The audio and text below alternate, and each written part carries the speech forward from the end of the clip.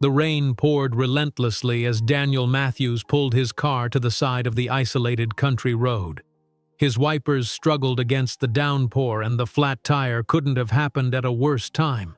He was already running late for an important meeting with potential investors, a meeting that could save his struggling architecture firm. At 34, Daniel had experienced more than his fair share of setbacks, and this punctured tire felt like the universe's latest joke at his expense. He stepped out into the rain, his expensive Italian leather shoes immediately soaking in a puddle. His tailored suit offered little protection against the elements as he popped open the trunk to retrieve the spare tire. Lightning flashed across the sky, briefly illuminating the desolate stretch of road ahead. Not a single car had passed by in the 15 minutes since he'd stopped. Daniel's hands fumbled with the jack as the rain plastered his dark hair to his forehead. His phone showed no service bars, another stroke of bad luck. The meeting was scheduled for 9 and his watch now read 8:15. Even if he changed the tire in record time, he'd never make it to the city on schedule. "Need some help?" a voice called out. Daniel turned to see a small blue pickup truck parked behind his BMW. A woman was approaching wearing a yellow raincoat that seemed too bright for the gloomy day. She walked with purpose, her rubber boots splashing through puddles without hesitation. "The spare's no good if you place the jack there," she said, kneeling beside him without waiting for an invitation. "The frame will bend. Here, let me." Before Daniel could protest, she repositioned the jack and began working with practiced efficiency.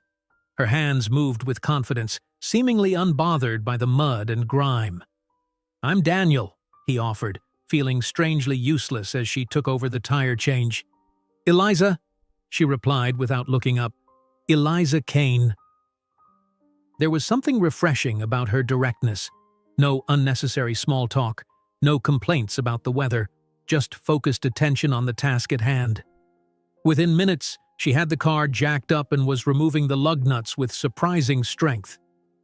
"Do you always stop to help stranded motorists?" Daniel asked, holding an umbrella over her that did little good considering how soaked they both already were. "Only the ones who look completely hopeless," she answered, a hint of amusement in her voice. When she finally glanced up at him, Daniel was struck by her eyes, a warm amber that seemed to hold the sunshine absent from the sky. Her face was free of makeup, rain droplets clinging to her eyelashes and running down her freckled cheeks. "I'm not completely hopeless," he defended, feeling a smile tug at his lips despite his predicament. "Just a bit out of practice." "Clearly," Eliza said, rolling the flat tire aside and positioning the spare. "You architect types spend too much time with blueprints and not enough time with basic life skills." Daniel blinked in surprise. "How did you know I'm an architect?" She nodded toward his car. "Fancy car, expensive suit, and the blueprints visible in your back seat. Plus, you have that look." "What look?" "The I design spaces but rarely get my hands dirty look." Her words could have been insulting, but her tone held no malice, just matter-of-fact observation. Daniel found himself laughing, tension melting from his shoulders despite the cold rain. Guilty as charged. As Eliza secured the spare tire, Daniel noticed details about her he'd missed initially. Her raincoat was well worn at the cuffs. The truck behind her had seen better days. The bumper slightly dented and the paint faded from years of exposure. Yet there was something undeniably elegant about her movements, a quiet dignity that commanded respect. "There," she said, standing and wiping her hands on her jeans. "That should get you where you need to go, but don't push it past 50 miles per hour. It's only a temporary spare." "Thank you," Daniel said sincerely. "You're a lifesaver. Please let me pay you for your trouble." He reached for his wallet. Eliza's expression shifted, a shadow crossing her features. "I didn't stop for money, Mr. Matthews." "I know, but I insist." Daniel paused. "Wait, I never told you my last name." A flash of something, recognition, caution, passed through her eyes before she shrugged. "It's on your business card. Fell out of your pocket when you knelt down." She pointed to a soggy card on the ground. Daniel picked it up, frowning slightly. Something felt off, but he couldn't place it. "At least let me buy you coffee sometime. I owe you that much." Eliza hesitated, then pulled a small notebook from her coat pocket and scribbled something. "This is my number, but don't feel obligated."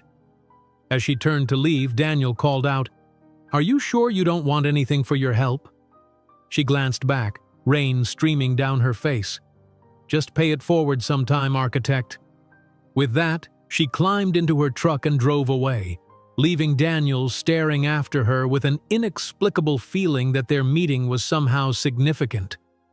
The spare tire got him to his meeting, though 15 minutes late. Surprisingly, the investors were understanding, even impressed by his determination to make it despite his transportation issues. By afternoon, he had secured the funding his firm desperately needed, and his mind returned to the woman in the yellow raincoat. Daniel's apartment felt particularly empty that evening. At 34, he'd grown accustomed to solitude, but something about the day's encounter had stirred a longing he thought he'd buried after Vanessa. The relationship had ended badly 3 years ago when she'd left him a week before their wedding. The betrayal had shaped him, made him cautious, focused on work to the exclusion of personal connections. He found Eliza's number in his pocket, slightly smudged but still legible. He hesitated, finger hovering over the call button. Was it too soon? Would he seem desperate? Questions that hadn't crossed his mind in years suddenly seemed important. Before he could talk himself out of it, he pressed call. "Hello?" Her voice sounded different, softer, almost hesitant. "Eliza? It's Daniel, the hopeless architect from this morning." A pause, then a quiet laugh. "I remember. Your meeting go okay?" "Better than okay. I got the funding and I have you to thank for it." "Pretty sure you handled the presentation part yourself," she countered. "True, but I wouldn't have made it there without your help. That's actually why I'm calling. I was wondering if I could take you to dinner tomorrow, as a thank you." The silence that followed stretched uncomfortably long. "I don't think that's a good idea," she finally said. Daniel felt a disproportionate disappointment. "Coffee, then? I promise I'm not an axe murderer, just a grateful guy who wants to properly thank the person who helped him out." Another pause. "There's a cafe called Rosewood on 5th Street. Tomorrow at 2? "I'll be there," Daniel said, unable to contain his smile. "And Daniel, wear something that won't be ruined by coffee spills. Your suit today probably cost more than my monthly rent." The line went dead before he could respond, leaving him both amused and intrigued. There was something about Eliza Kane that broke through the carefully constructed walls he'd built after Vanessa. Something authentic and unpolished that drawn him in. Rosewood Cafe was nothing like the upscale establishments Daniel typically frequented. It occupied the ground floor of an old converted house, with mismatched furniture and local artwork on the walls. The atmosphere was cozy, unpretentious, and immediately welcoming. Eliza was already there when he arrived, seated in a worn leather armchair by the window. She wore a simple blue dress that brought out the warmth in her complexion, her chestnut hair falling in loose waves around her shoulders. Without the raincoat and the downpour, Daniel was struck by how lovely she was, not in the polished, Instagram-ready way he was accustomed to, but in a natural, unaffected manner that felt increasingly rare. "You found it," she said as he approached. "And I followed your advice," Daniel replied, gesturing to his casual attire, jeans and a simple button-down shirt. "Almost didn't recognize you without the drowning businessman look," she teased. A waitress approached, and Daniel noticed how Eliza greeted her by name, asking about her classes. The easy familiarity spoke of regular visits and genuine interest in others' lives, small interactions that Daniel realized had become foreign to him in his climb up the corporate ladder. After ordering, they fell into conversation that flowed with surprising ease. Eliza worked as a botanical illustrator for scientific publications and occasionally taught art classes at the community center. Her passion for plants was evident in the way her hands moved animatedly when describing a rare species she'd recently illustrated. "What about you?" she asked. "Is architecture what you always wanted to do?" Daniel considered the question. Yes and no. I always loved designing spaces, but the business side wasn't part of the dream. Recently, it's been consuming more of my time than actual design work. Is that why you look so tired? Eliza asked bluntly. Daniel blinked, surprised by her directness. People in his circle typically pretended not to notice such things, maintaining the polite fiction that everyone was thriving. That obvious, huh? You have talent lines, she said, touching the corner of her own eye. But lately they've been doubling as worry lines. Talent lines, Daniel repeated, amused by the term. I like that better than calling them wrinkles. They're not wrinkles, they're evidence of focus and commitment. Eliza sipped her coffee. But even talented architects need to rest sometimes. As the afternoon progressed, Daniel found himself increasingly drawn to Eliza's perspective. She viewed the world through a different lens, finding beauty in imperfection, value in simplicity. Her life choices weren't dictated by status or expectation, but by what genuinely brought her joy. Your turn to ask a personal question, she prompted after telling him about her small house on the outskirts of town, complete with a greenhouse she'd built herself. Daniel hesitated, then decided on honesty. Why did you really stop to help me yesterday? Most people would have driven past. Eliza's expression grew thoughtful. My father always taught me that we're all just one flat tire away from needing a little kindness. She tucked a strand of hair behind her ear. Plus, you looked absolutely miserable standing there in your fancy suit. Daniel laughed, feeling lighter than he had in months. I was miserable, and I'm still not convinced you didn't recognize my complete incompetence and take pity on me. That too, she admitted with a smile that transformed her entire face, creating dimples in her cheeks that Daniel found utterly charming. 2 hours passed in what felt like minutes. As they finally prepared to leave, Daniel found himself reluctant to end their time together.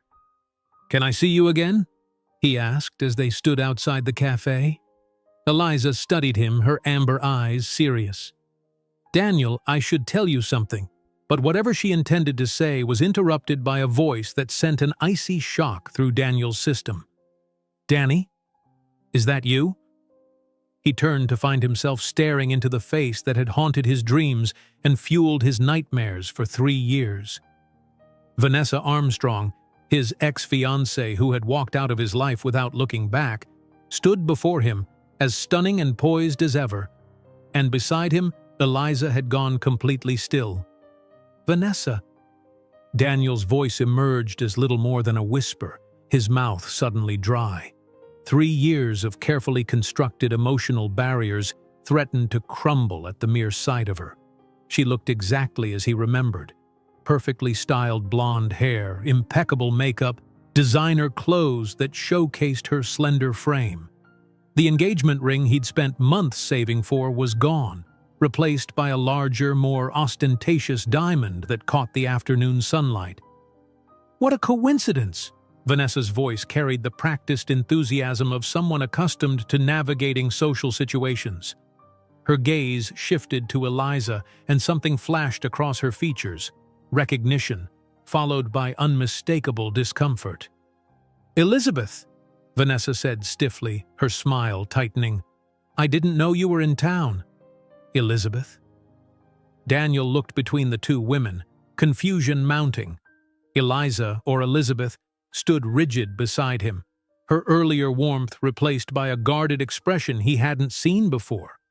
I've been back for almost a year, Eliza replied, her voice carefully neutral. Mom's been keeping you updated, I'm sure. Daniel's mind raced to process the interaction unfolding before him. You two know each other? A strangled laugh escaped Vanessa. You could say that. She extended her manicured hand toward Eliza in a theatrical gesture. Elizabeth Kane Armstrong, my little sister. The revelation hit Daniel like a physical blow.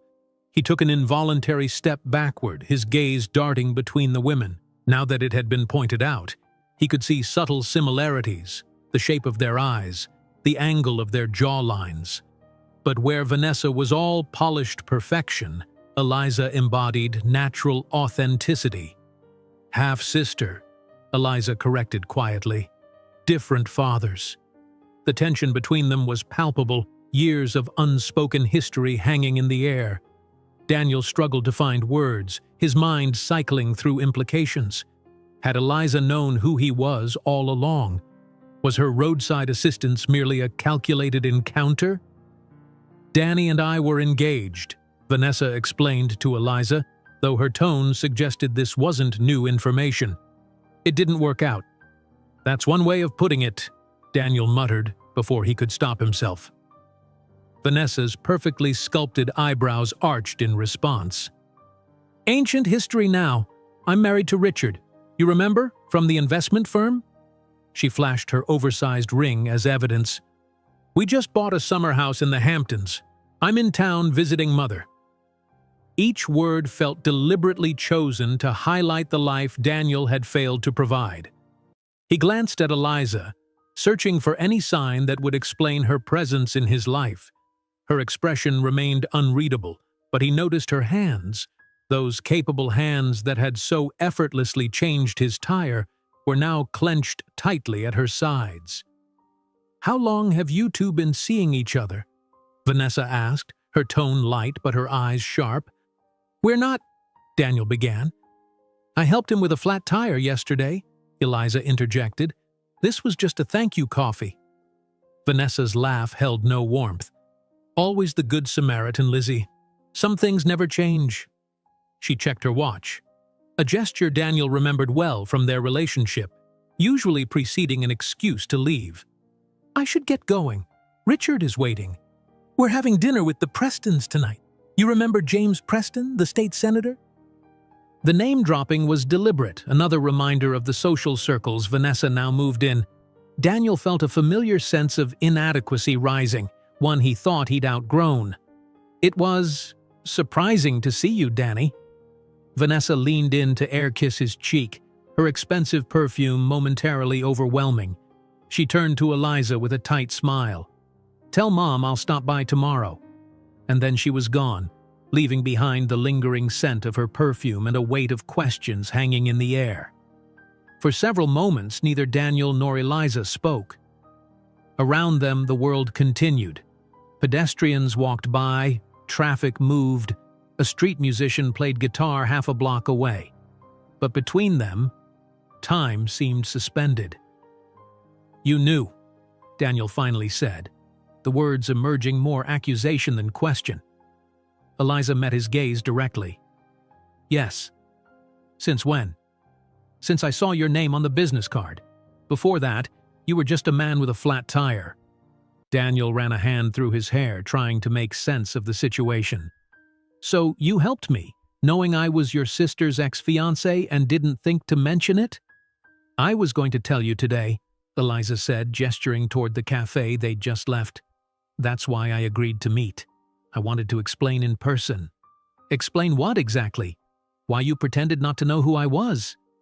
"I never pretended anything, Daniel." Her voice remained calm, though he could sense an underlying tension. "I helped someone who needed it. The connection to Vanessa was complicated. I needed time to figure out how to approach it." Daniel laughed humorlessly. "Complicated. That's one way to describe finding out I've been having coffee with my ex's sister." "Half-sister," Eliza corrected again, a hint of sharpness entering her tone. "And I'm nothing like Vanessa." "Clearly," Daniel retorted, immediately regretting his harsh tone when hurt flashed across Eliza's face. She took a step back. "I should go." "Wait." Daniel reached for her arm instinctively, then stopped himself. "I'm sorry. This is just a lot to process. Can we talk about this?" Eliza hesitated, glancing in the direction Vanessa had disappeared. "Not here. There's a park 2 blocks over." They walked in silence, the earlier ease of their conversation replaced by a strained awareness of the new context surrounding their acquaintance. The park was relatively empty on the weekday afternoon, and they found a bench beneath an old oak tree, sitting with careful distance between them. "I should have told you immediately," Eliza began, her gaze fixed on the children playing across the park. "When I saw your name, I recognized it from all the times Vanessa talked about you." "You knew about me?" Daniel asked, surprised. Eliza nodded. "Vanessa and I aren't close. We were raised mostly in separate households after our mother remarried. But when she got engaged, she made sure everyone in the extended family knew about Daniel Matthews, the promising young architect." She gave him a sidelong glance. "She sent photos. That's how I recognized you standing in the rain." Daniel absorbed this information, memories resurfacing of the few times Vanessa had mentioned a younger sister living with her father in some rural area, always with a dismissive tone that suggested the sibling was hardly worth discussing. "Why help me then?" Vanessa didn't exactly end things amicably.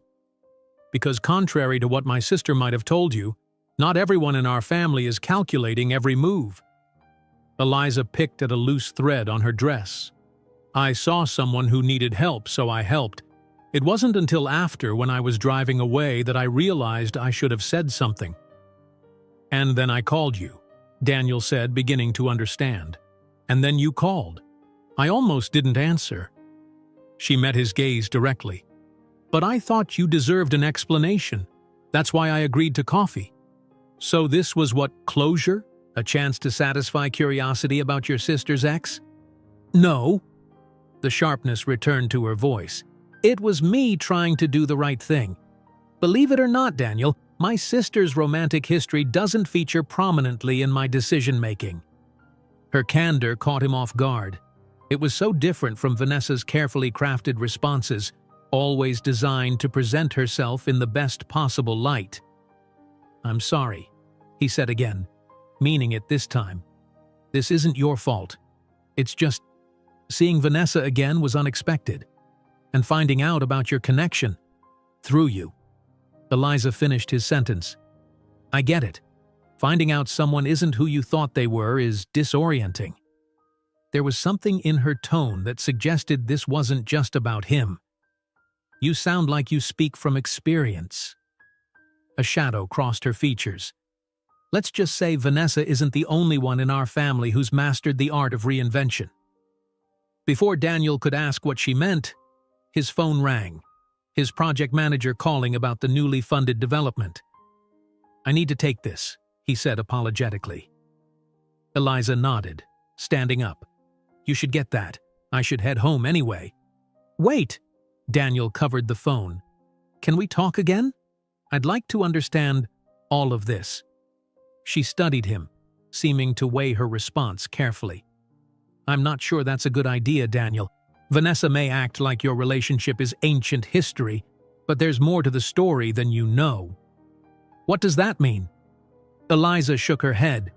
"It means some paths are better not crossed twice. You have your life, I have mine, and Vanessa." She trailed off, looking toward the horizon. Vanessa always gets what she wants in the end. There was a warning in her words that Daniel couldn't fully decipher, but before he could press further, his phone continued its persistent ringing. "Goodbye, Daniel." Eliza turned to leave, her figure silhouetted against the afternoon sun. "Eliza," he called after her, but she continued walking, her stride purposeful and unwavering. Daniel answered the call, distracted by the retreating figure of the woman who had entered his life so unexpectedly just 24 hours ago. By the time he finished the conversation, she was gone, leaving him with more questions than answers. That evening, unable to focus on work, Daniel found himself searching for information about Eliza online. Unlike her sister, whose social media presence was carefully curated and extensive, Eliza maintained minimal digital footprint. He found only a simple professional website showcasing her botanical illustrations, exquisite, detailed renderings of plants ranging from common garden varieties to rare exotic species. The work displayed remarkable talent and scientific precision. A small About section provided little personal information beyond her educational background in botanical science and fine arts. No social media links, no personal photos. It was as if she deliberately maintained her privacy in a world where most people broadcast the details of their lives.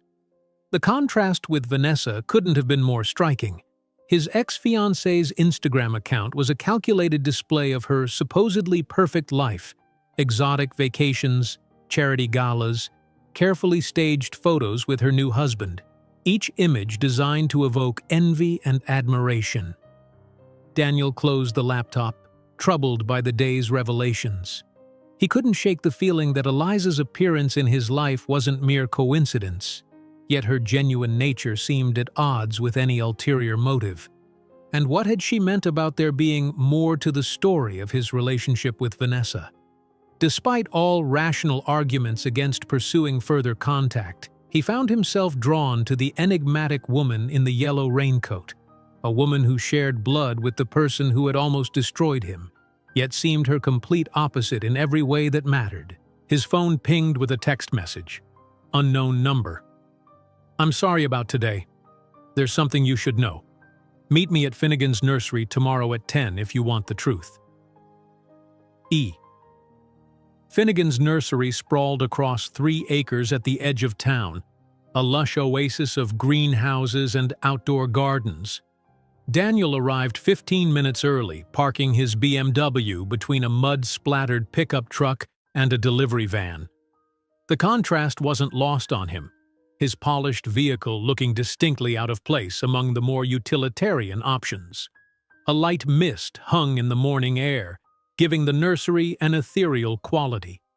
Daniel followed a gravel path past displays of flowering shrubs and ornamental trees, uncertain where he was supposed to meet Eliza.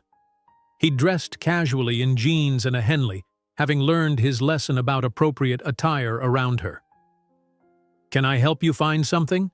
asked an elderly man in dirt-stained overalls, eyeing Daniel's clean boots with mild amusement. "I'm looking for Eliza Kane," Daniel replied. "She asked me to meet her here." The man's weathered face brightened. "Lizzie's in the rare specimen greenhouse. Follow this path to the back, can't miss it." He gave Daniel an appraising look. "You the architect?" Daniel nodded, surprised. "Thought so. She mentioned you might stop by." The man extended a soil-covered hand. "Jim Finnegan. Lizzie's been my best employee for years." "She works here?" Daniel asked, shaking the man's hand despite his city-dweller instinct to avoid the dirt. "Part-time, does our specialized botanical illustrations and helps with the rare specimens." Pride colored Jim's voice. "Got a genuine talent with the trickiest plants. Practically whispers them back to health." Daniel thanked him and continued down the path, processing this new information. Each interaction revealed another layer to Eliza that contradicted what little Vanessa had shared about her simple half-sister. The rare specimen greenhouse stood apart from the others, its glass walls fogged with humidity. Daniel pushed open the door, immediately enveloped by warm, moist air thick with earthy scents. The space hummed with life, exotic flowers in vibrant hues, unusual foliage of varying textures, miniature trees contorted into artistic shapes. He found Eliza kneeling beside a potting bench, carefully transplanting something with purple-veined leaves. She wore faded jeans and a green t-shirt with the nursery's logo, her hair pulled back in a practical ponytail. Completely in her element, she radiated a contentment Daniel rarely observed in his high-pressure professional circles. She looked up as the door closed behind him, her expression cautious but resolved. "You came." "Your text wasn't exactly something I could ignore," Daniel replied, remaining by the door. "You said you had the truth." Eliza set down her gardening tools and stood, wiping her hands on a towel tucked into her back pocket. "Walk with me?" She led him deeper into the greenhouse, past specimens labeled with Latin names he couldn't pronounce. The narrow paths forced them to walk close together, occasionally brushing shoulders as they navigated around larger plants. "This is a Rothschild slipper orchid," she said, stopping beside an unusual flower that resembled an elaborate golden shoe. "Extremely rare, nearly extinct in the wild, worth thousands on the black market. Daniel studied the peculiar bloom. It's beautiful, but what does this have to do with— My father was a botanist, Eliza interrupted. He specialized in endangered species conservation, traveled to remote locations, lived among indigenous communities learning their plant knowledge. Her fingers hovered over the orchid without touching it. He met my mother during a fundraising gala for the Botanical Society. She was already married to Vanessa's father, unhappily, as she tells it. Understanding began to dawn. Your mother had an affair, Eliza nodded. A brief but passionate one, according to family lore. When she discovered she was pregnant, she had a choice to make. Her amber eyes met his. She chose security and social position over love. Told my biological father to disappear, stayed with her wealthy husband. But he clearly found out you weren't his. Eventually, the marriage lasted until I was 7. When they divorced, my mother kept Vanessa in the city, maintained their lavish lifestyle. I was sent to live with my biological father in a small farmhouse surrounded by greenhouses. Eliza's voice held no self-pity, just matter-of-fact acceptance. 2 daughters, 2 very different paths. They continued walking, the humidity pressing against them like a living presence. Why are you telling me this? Daniel asked. Because you need to understand where Vanessa and I come from to make sense of what happened between you two. Eliza stopped beside a small pond where water lilies floated. And because I need to explain why I helped you that day on the road. Daniel leaned against a nearby table. I'm listening. 3 years ago, when Vanessa was engaged to you, she came to visit me, something she rarely did voluntarily. She was distraught. Eliza's focus seemed to turn inward, accessing difficult memories. She told me she'd made a terrible mistake, that she'd fallen in love with someone else, Richard, but didn't know how to break things off with you. Daniel felt a familiar ache at the confirmation of Vanessa's infidelity, though time had dulled its sharpness. I advised her to be honest with you, to end things properly before moving forward with Richard. Eliza's expression hardened slightly. She didn't take my advice. Instead, she simply disappeared from your life without explanation, letting you piece together what happened through mutual friends and social media. Why would she do that? Daniel asked, though he'd asked himself the same question countless times over the years. Because Vanessa doesn't like confrontation that portrays her in an unflattering light, Eliza replied. She wanted to avoid the messy reality of being the villain in your story. Daniel absorbed this, recognizing the truth in it. Even during their relationship, Vanessa had masterfully avoided difficult conversations, preferring to reshape situations to maintain her preferred self-image. She also, Eliza continued more hesitantly, may have had financial incentives to end things abruptly. What does that mean? Richard's family is significantly wealthier than even Vanessa was accustomed to, and they made certain arrangements conditional on her availability. The implication sent a chill through Daniel despite the greenhouse heat. Are you saying she was paid to leave me? Not directly, no, but Richard's parents made it clear that their support of the relationship, including Richard's position in the family business and access to family properties, was contingent on resolving any prior entanglements immediately. Eliza met his gaze. Vanessa chose luxury and status. Again.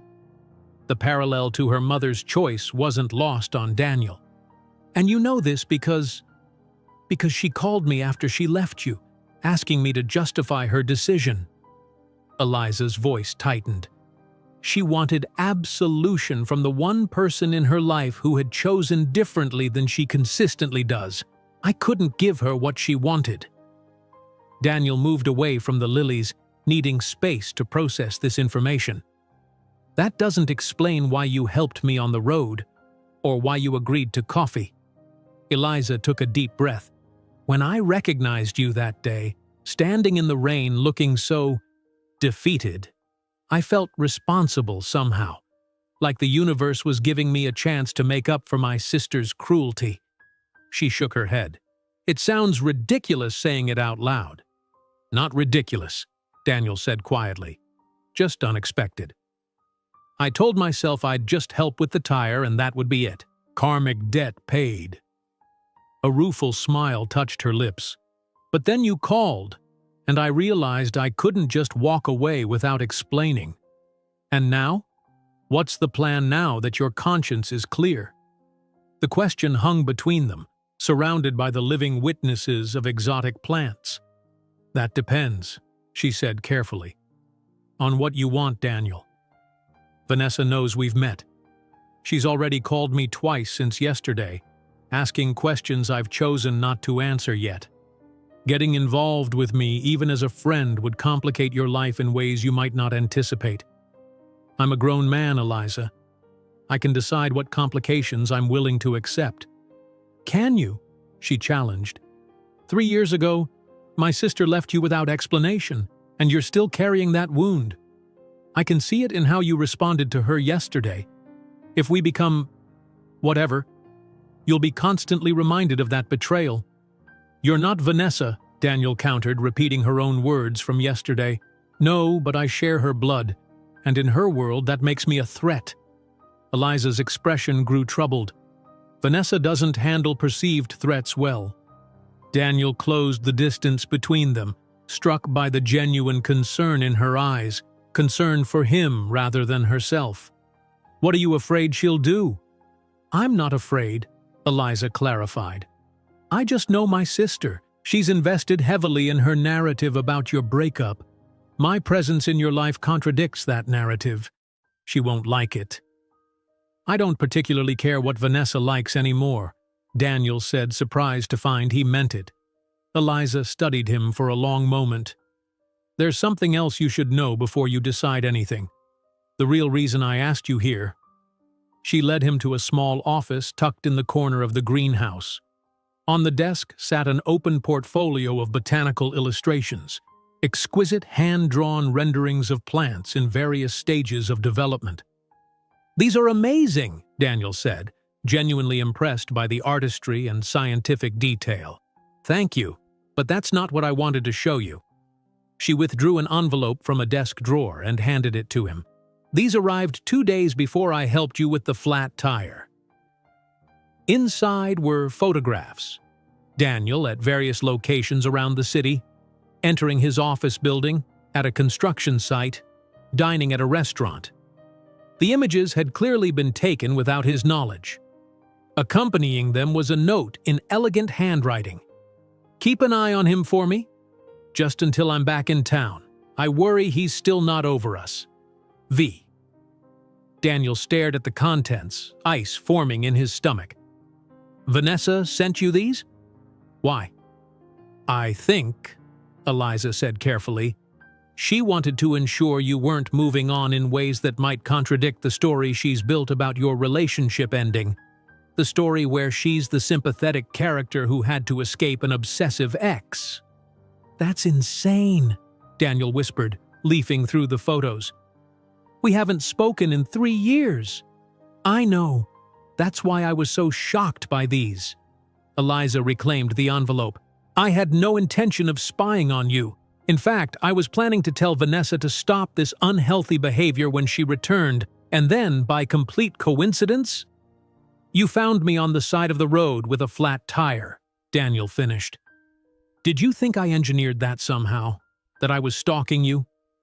Briefly, yes, Eliza admitted. But it became clear pretty quickly that you had no idea who I was. The confusion on your face yesterday when Vanessa called me Elizabeth confirmed it.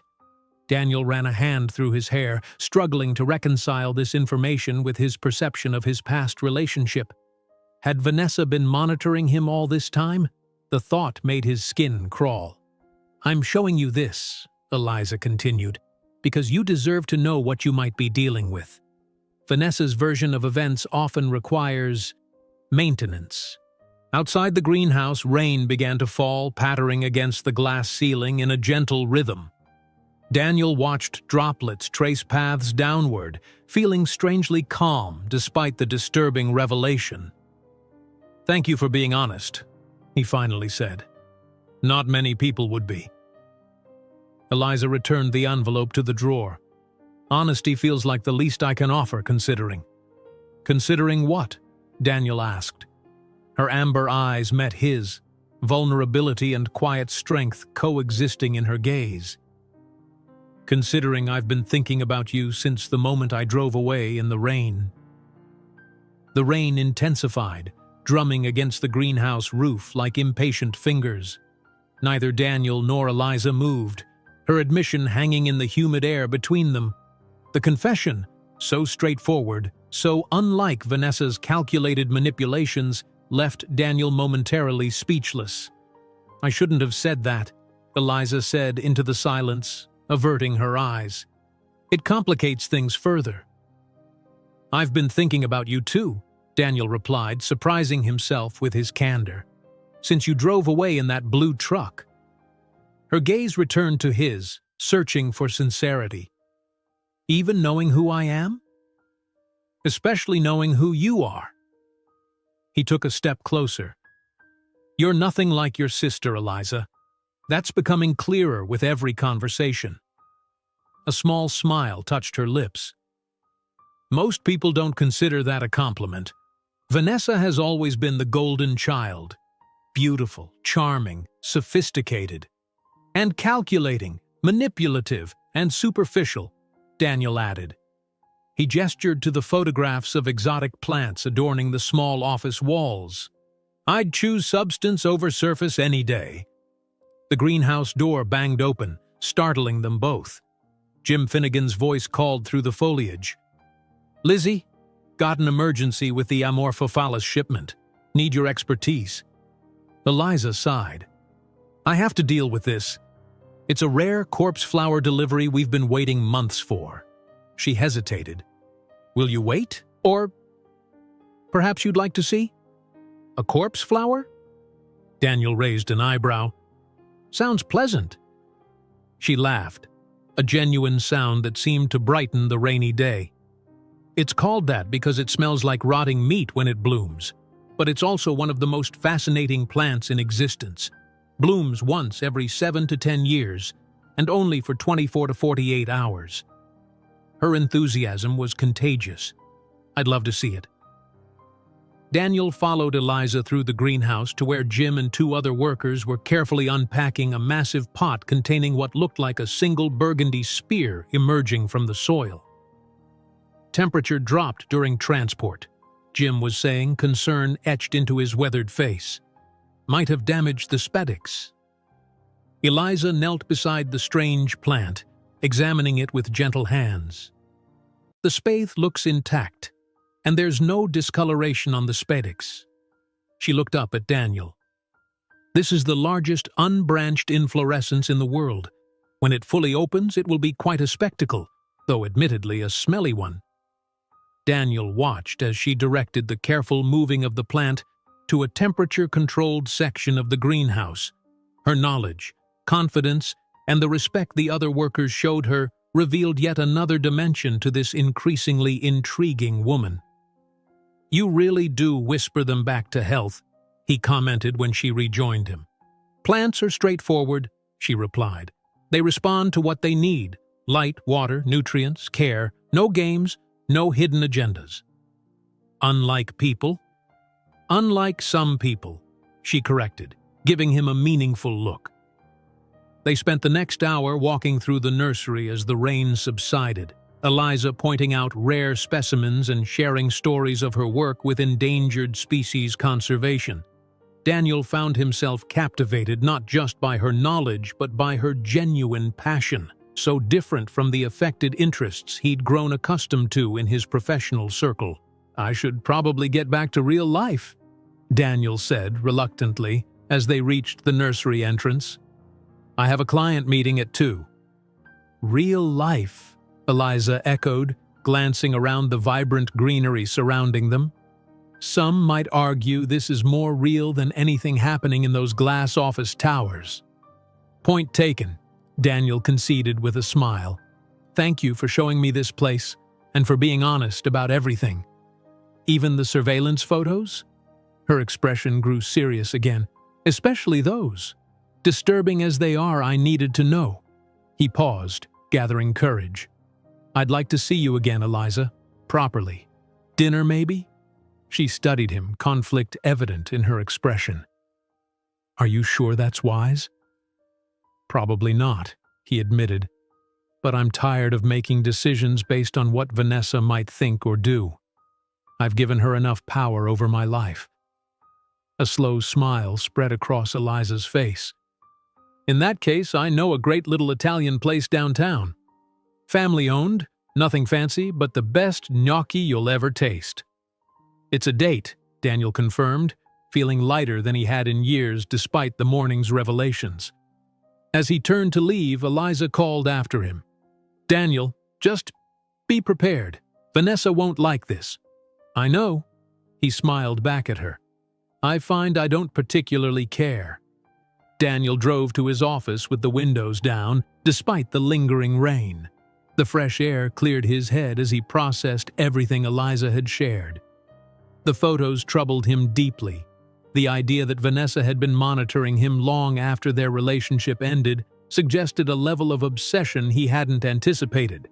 Yet somehow, knowing the truth felt liberating rather than frightening. His phone rang through the car's Bluetooth system. His assistant's voice filled the space. "Mr. Matthews, there's a Vanessa Armstrong here to see you. She doesn't have an appointment, but she's quite insistent." Daniel's hands tightened on the steering wheel. "Speak of the devil."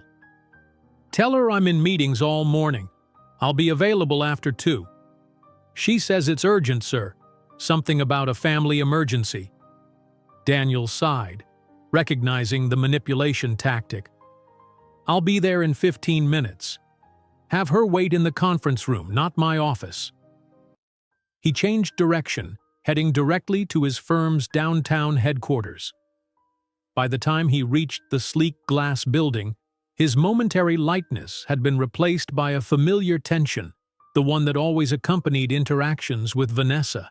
She was pacing the conference room when he entered, immaculately dressed in a cream designer suit that probably cost more than what most people earned in a month. Her expression was a carefully constructed mask of concern. "Danny, finally," she said, approaching as if to embrace him.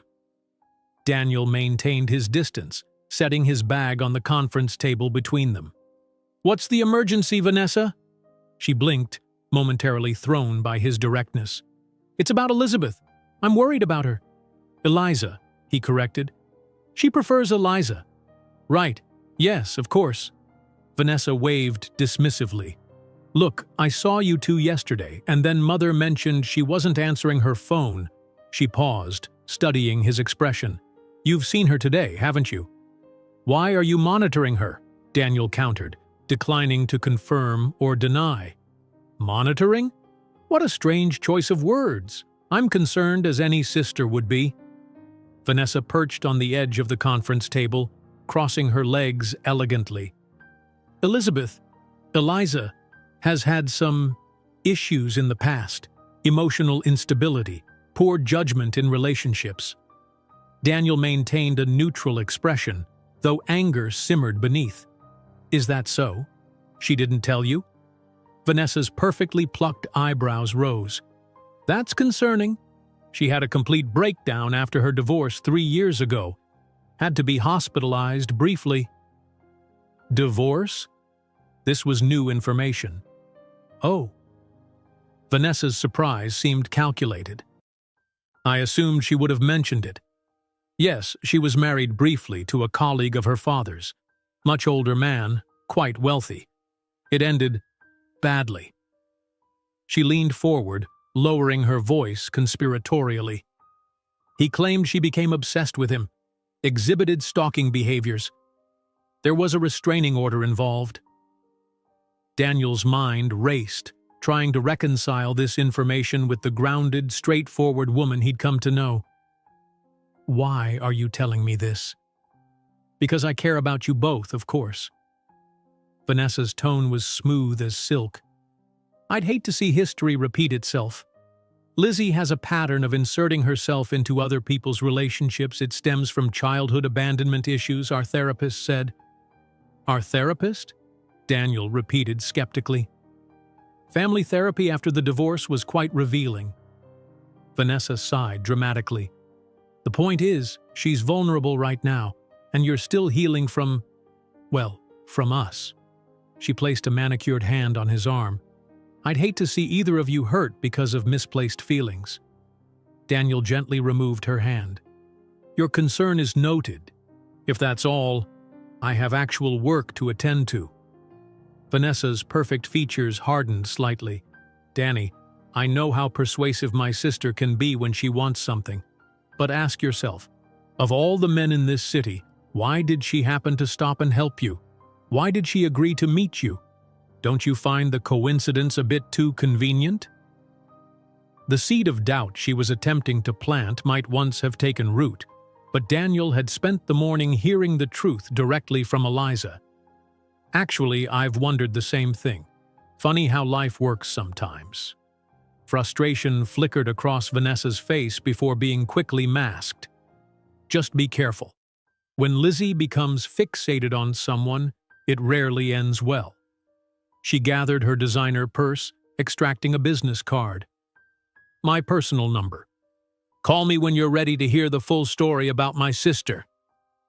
Daniel accepted the card automatically. Goodbye, Vanessa. After she left, he sat in the conference room for several minutes, processing the interaction.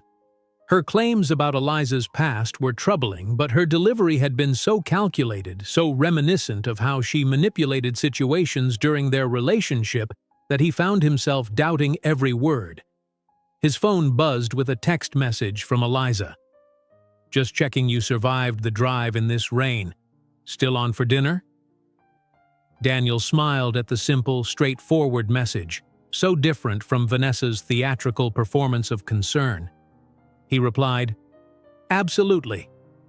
Though your sister just paid me an interesting visit, apparently I should be wary of your stalking behaviors and abandonment issues. The typing indicator appeared and disappeared several times before Eliza's response came through. I see she's playing her greatest hits. I'd prefer to address this in person rather than text, if you still want dinner, that is. More than ever, Daniel replied truthfully. I'd like to hear your side. 3 dots appeared again, then, thank you for not immediately believing her. That means more than you know. See you at 7, I'll text the address.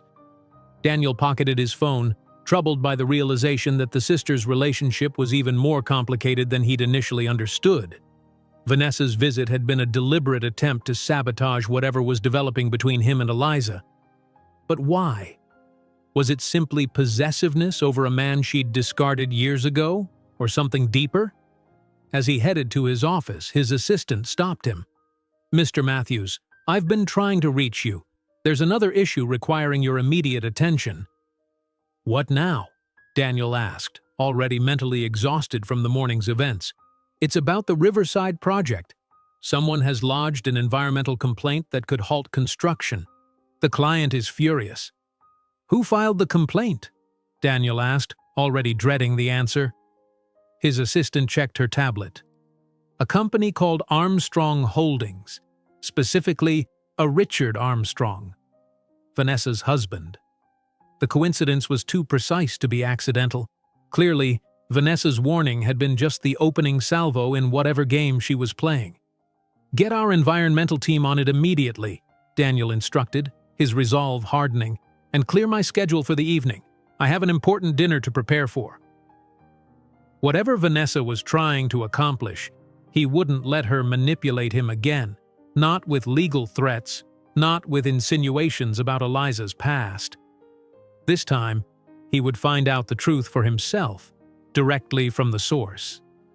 Trattoria Milano occupied a modest storefront in one of the city's older neighborhoods. No valet parking, no elaborate signage, just a small family-owned establishment with checkered tablecloths and wine bottles repurposed as candle holders. It was precisely the sort of place Vanessa would have deemed beneath her, which made Daniel appreciate it all the more. Eliza waited at a corner table, wearing a simple emerald dress that complemented her amber eyes. She'd left her hair down, chestnut waves falling past her shoulders. Upon seeing him, she offered a smile tinged with apprehension. "I was half expecting you to cancel," she admitted as he sat across from her. "Because of what Vanessa said?" Daniel shook his head. "If anything, her visit convinced me that dinner was even more necessary." An elderly waiter approached, greeting Eliza by name with warm familiarity.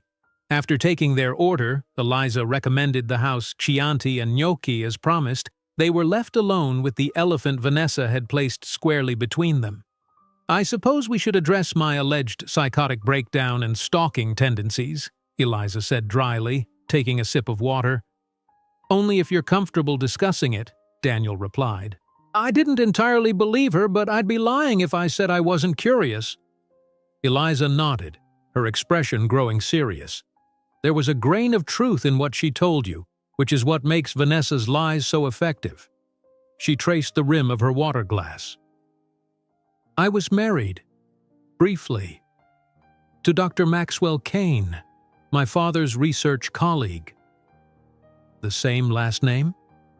"I kept it after the divorce. It was my father's name, after all, and I'd published scientific illustrations under it."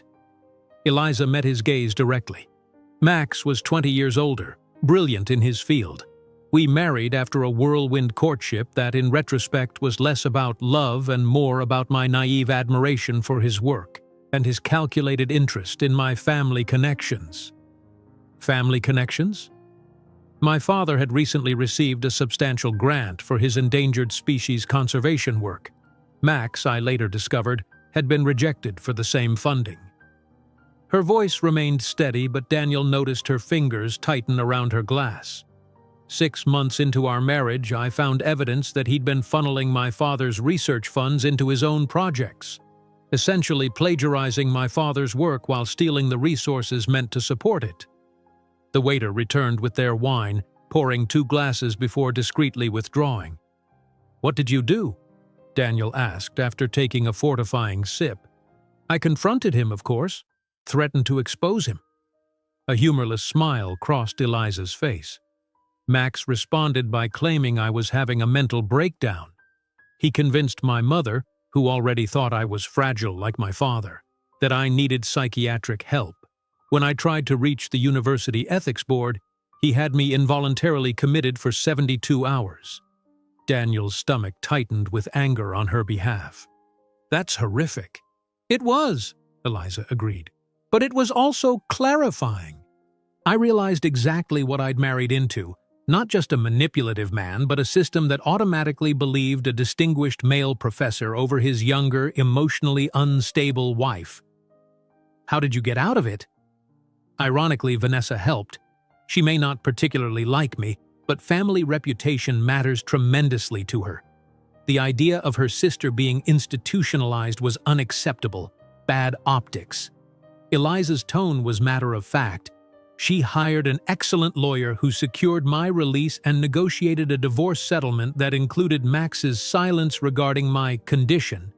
In exchange, I agreed not to pursue the ethics violations." "And the restraining order?" "After the divorce, I did visit Max's laboratory once to retrieve my father's original research notebooks, which had tremendous sentimental value. Max called campus security, claimed I was harassing him." Her expression darkened.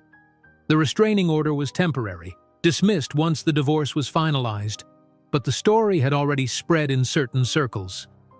Daniel absorbed this information, increasingly disturbed by how easily a woman's reputation and freedom could be manipulated by those with power.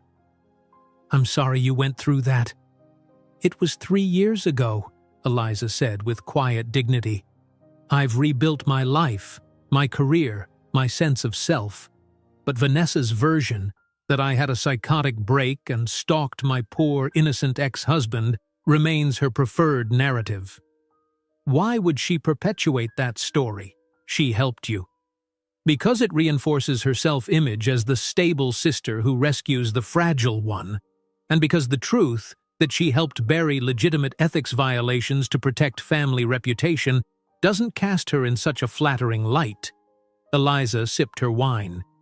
"In Vanessa's world, appearance always trumps reality. Their food arrived, steaming plates of handmade gnocchi and a delicate sage butter sauce. Daniel took a bite, the pillowy texture and rich flavor momentarily distracting him from the troubling conversation. "This is incredible," he said, genuinely impressed. "Told you." Eliza smiled, the tension easing from her shoulders. "Nonna Milano makes them fresh every morning. No fancy restaurant in the city can compare." They ate in comfortable silence for a few moments before Daniel spoke again. "There's something else you should know.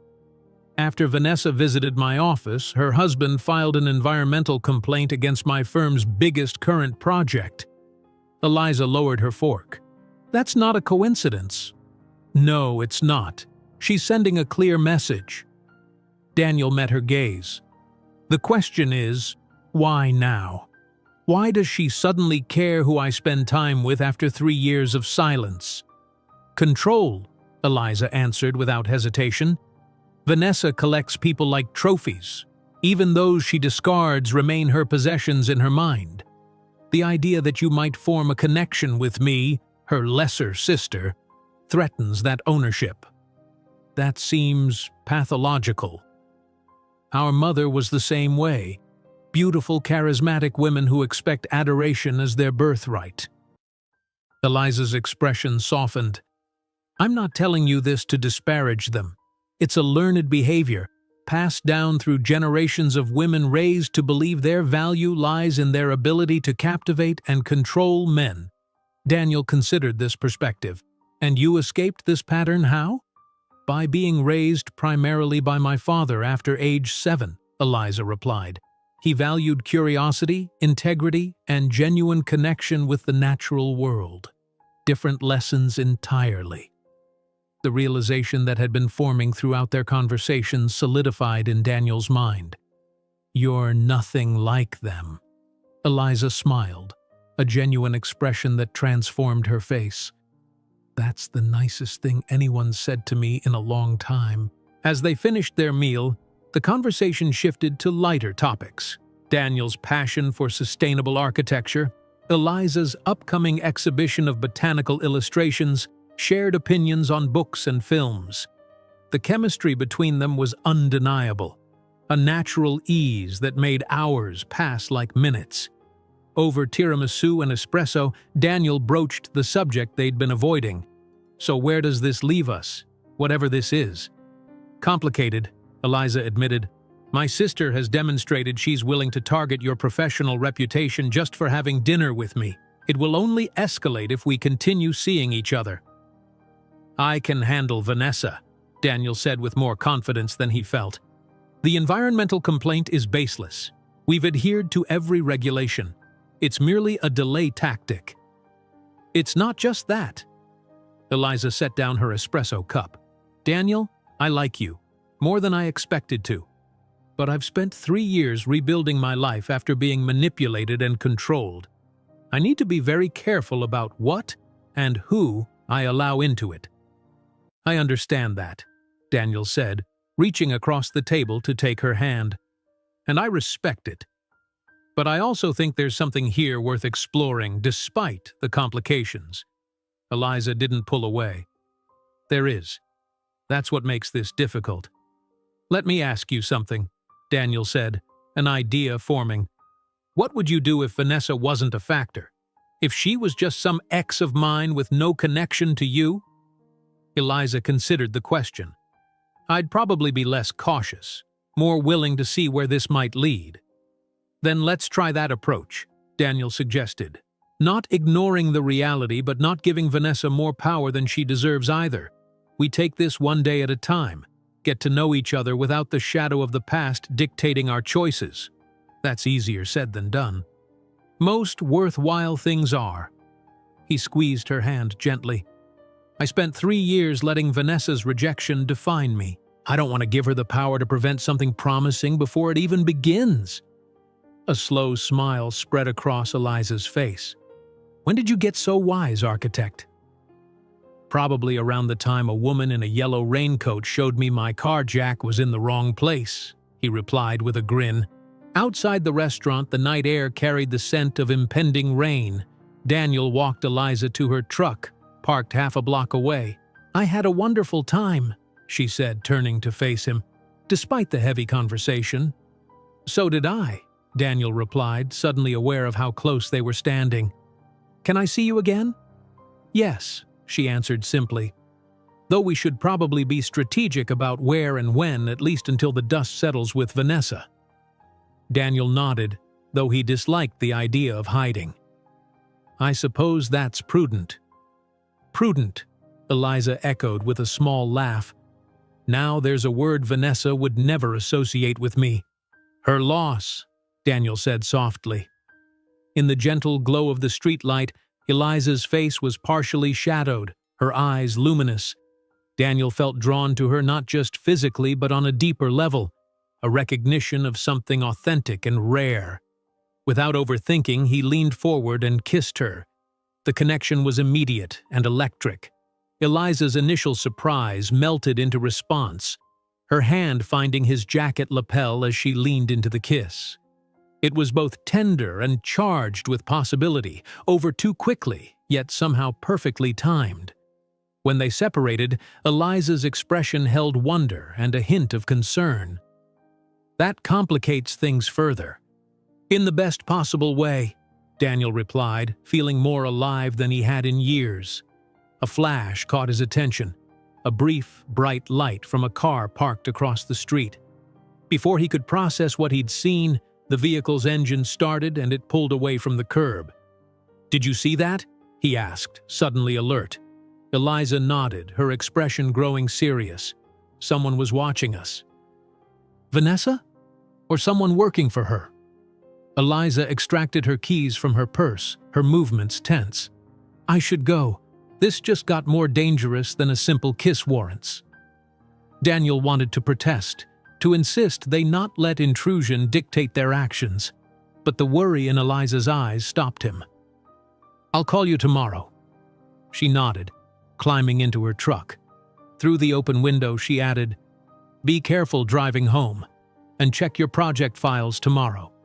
If Vanessa saw that kiss, your environmental complaint may be the least of your problems."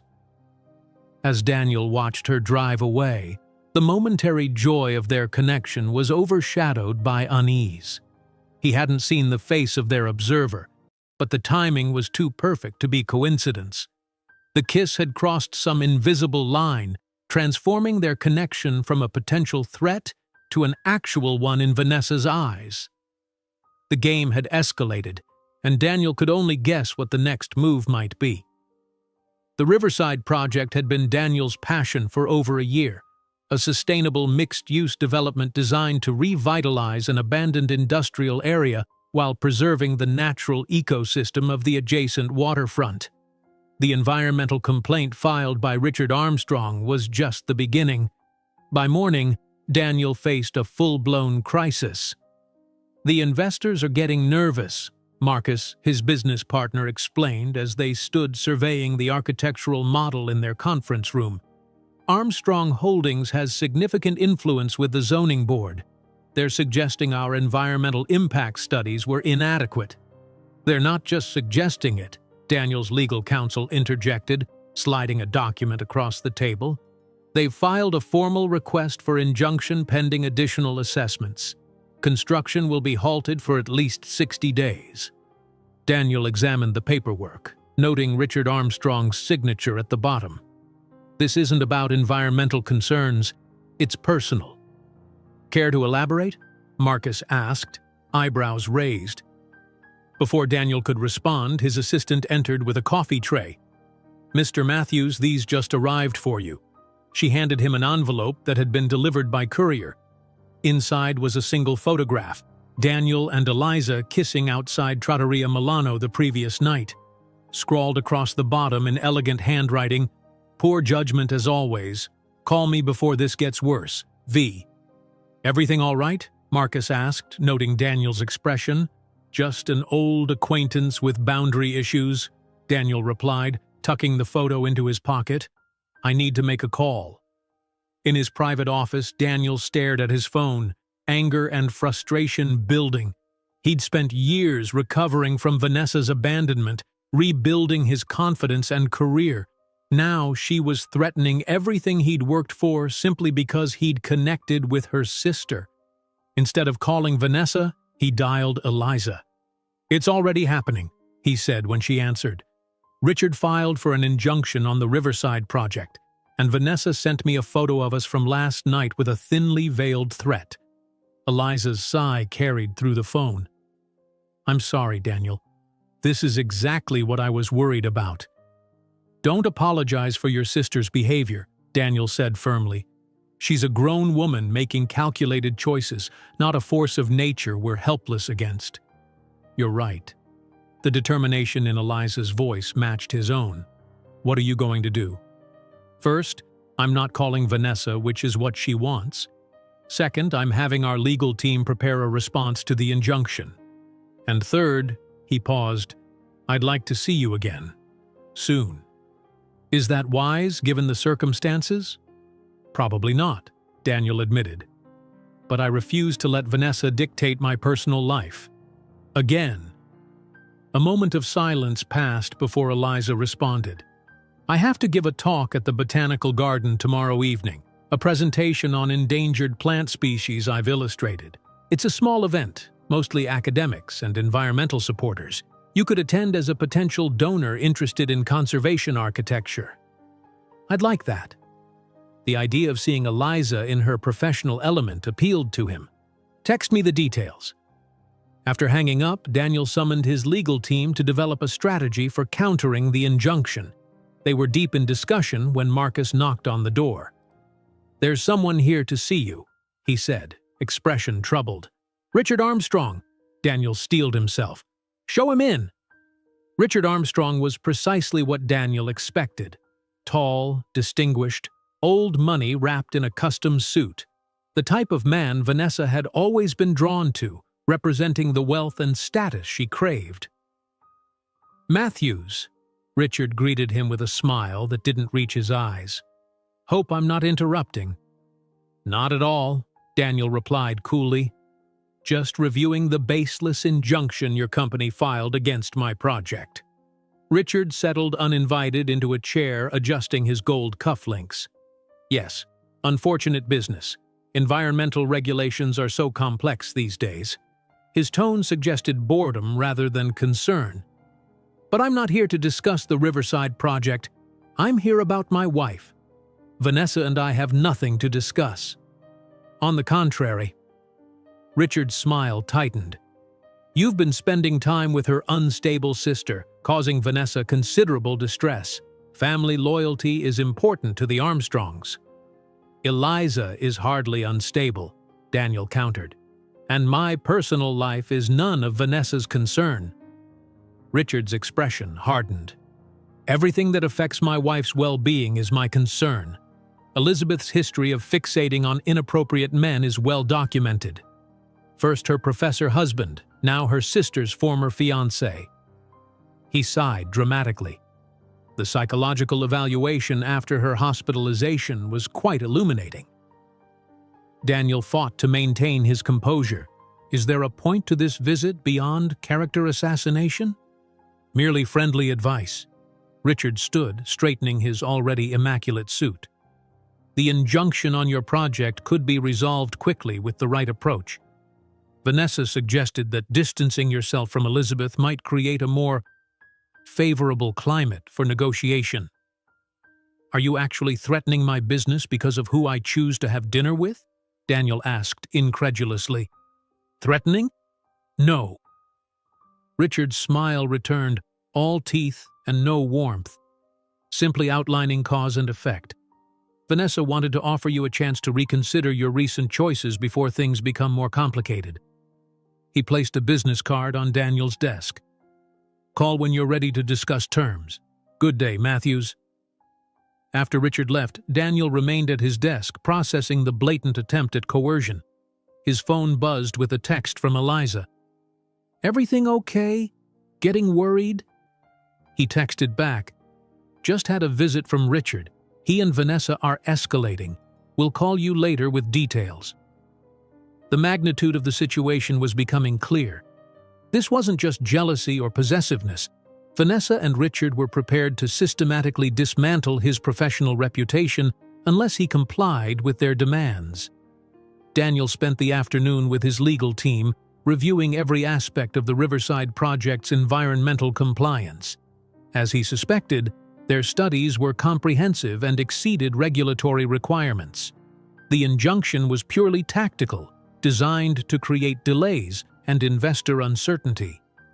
By evening, he developed a two-pronged strategy: aggressive legal defense of the project combined with outreach to his network of environmental advocates who could publicly support the development's green credentials.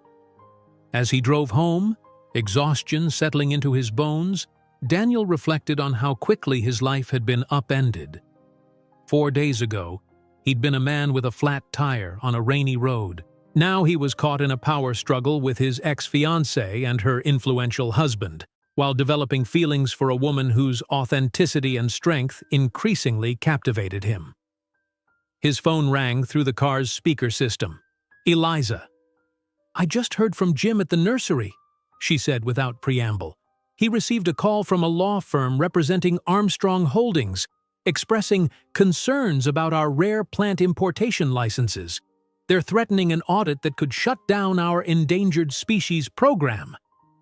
Daniel's grip tightened on the steering wheel. "They're targeting you too now." "It gets worse. The botanical garden called to postpone my presentation tomorrow.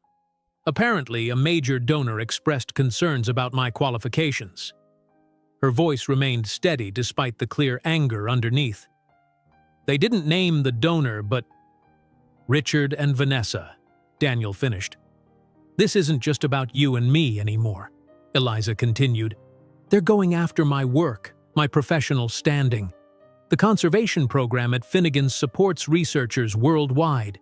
If our import licenses are suspended, endangered plants in transit could die." The calculated cruelty of the move didn't surprise Daniel, but it fueled his growing anger. "This has gone too far." "I agree." Determination strengthened Eliza's voice. "I've spent my life avoiding confrontation with Vanessa. Taking the path of least resistance seemed easier than challenging her. But I can't stand by while she threatens work that actually matters." "What are you suggesting?" "I'm tired of hiding, Daniel, of accommodating Vanessa's delusions and manipulations. If she wants war, I'm finally ready to fight back." Daniel pulled into his driveway, heart pounding with a mixture of concern and admiration for Eliza's resolve. "Come over. We need to talk about this in person." 30 minutes later, Eliza arrived at his townhouse. Standing on his doorstep in jeans and a simple blue sweater, determination etched into her features, she looked both vulnerable and formidable. Daniel led her to his living room, where floor-to-ceiling windows overlooked the city skyline. As an architect, he'd designed the space to balance aesthetics and functionality: clean lines, natural materials, and strategic lighting, creating an atmosphere of calm strength. "Nice place," Eliza commented, taking in the surroundings. "It suits you." "Thank you," Daniel replied, pouring them each a glass of wine. "I designed most of it myself during the renovation. It was therapeutic after Vanessa left." "Creating something beautiful from something broken," Eliza mused, accepting the glass. "That seems to be a pattern with you." The Riverside project was conceived the same way, Daniel admitted, transforming abandoned industrial wasteland into sustainable community space. "Maybe I'm too attached to the redemption narrative. Or maybe you see potential where others see only damage." Eliza's gaze held his. "That's a gift, Daniel." They settled on the couch, close enough to feel the energy between them, yet maintain a small distance that acknowledged the seriousness of their situation. "Tell me about the conservation program," Daniel prompted. "Why is it so important?" As Eliza described the work of identifying, documenting, and preserving endangered plant species, her passion illuminated her from within. The program she helped run at Finnegan's nursery collaborated with international botanists to create living repositories of plants threatened by climate change and habitat destruction. "These plants aren't just beautiful," she explained, gesturing with expressive hands. They're potential sources of medicine, climate solutions, and ecological balance. Once they're gone, we lose all of that potential forever. Daniel listened, increasingly troubled by Vanessa's willingness to threaten such vital work simply to maintain control. "We need a plan," he said when Eliza finished. "Something beyond legal defensive measures." "I've been thinking about that," Eliza replied, setting down her wine glass.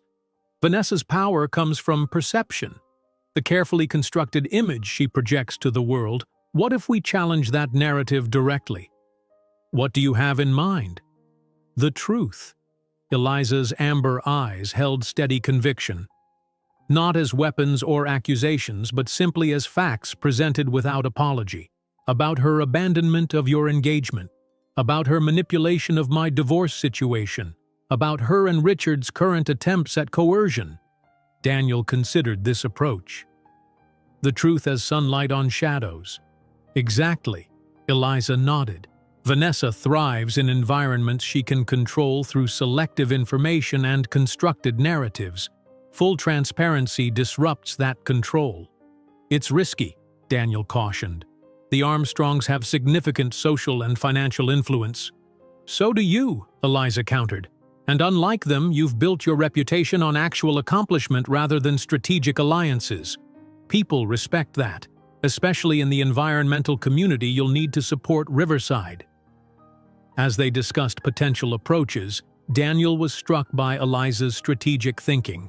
She wasn't just reacting emotionally to her sister's attacks. She was analyzing vulnerabilities and leverage points with remarkable clarity. "You know," he said during a pause in their planning, "for someone who claims to avoid confrontation with Vanessa, you've developed quite a tactical mind." A small smile touched Eliza's lips. "Growing up with Vanessa and my mother was an education in psychological warfare. I observed more than participated, but I learned the patterns." They moved to Daniel's dining table, spreading out papers and laptops as they developed their strategy. The plan that emerged was multifaceted: legal defense of both the Riverside Project and Finnegan's import licenses, outreach to environmental advocates and media contacts, and a carefully crafted public narrative that highlighted the positive contributions of their respective work while subtly exposing the Armstrongs' tactics. Hours passed in focused collaboration, their shared purpose creating an intimacy beyond physical attraction. When they finally paused, it was past midnight, the city lights twinkling below like earthbound stars. "We should get some rest," Daniel said, noticing the fatigue in Eliza's eyes despite her determined expression. She nodded, gathering her notes. "Tomorrow will be challenging. Richard and Vanessa won't take this lying down." "No," Daniel agreed, walking her to the door. "But neither will we." In the doorway, Eliza turned to face him. The vulnerability she'd carefully controlled all evening finally showed through. "Are you sure about this, Daniel? Once we start, there's no going back. Vanessa will use everything she has against us, and she fights dirty." Daniel took her hands in his. "I've spent 3 years avoiding anything that might remind me of Vanessa. In the process, I almost missed finding someone extraordinary." He smiled gently. "Some things are worth fighting for." Eliza rose on tiptoes and kissed him, a brief, tender connection that held promise beyond the battle ahead. "Get some sleep, architect. Tomorrow we build something new." As he watched her drive away, Daniel felt a curious lightness despite the looming conflict. For the first time since Vanessa had walked out of his life, he wasn't defined by that abandonment. Instead, he was choosing to stand for something, and someone, that mattered. Morning arrived with the chime of Daniel's phone. A text from Eliza containing a link to one of the city's prominent business news sites. The headline made his stomach drop. "Armstrong Holdings questions environmental ethics of Matthews architecture firm." The accompanying photo showed Richard Armstrong looking appropriately concerned at what appeared to be a press breakfast. Daniel quickly scanned the article.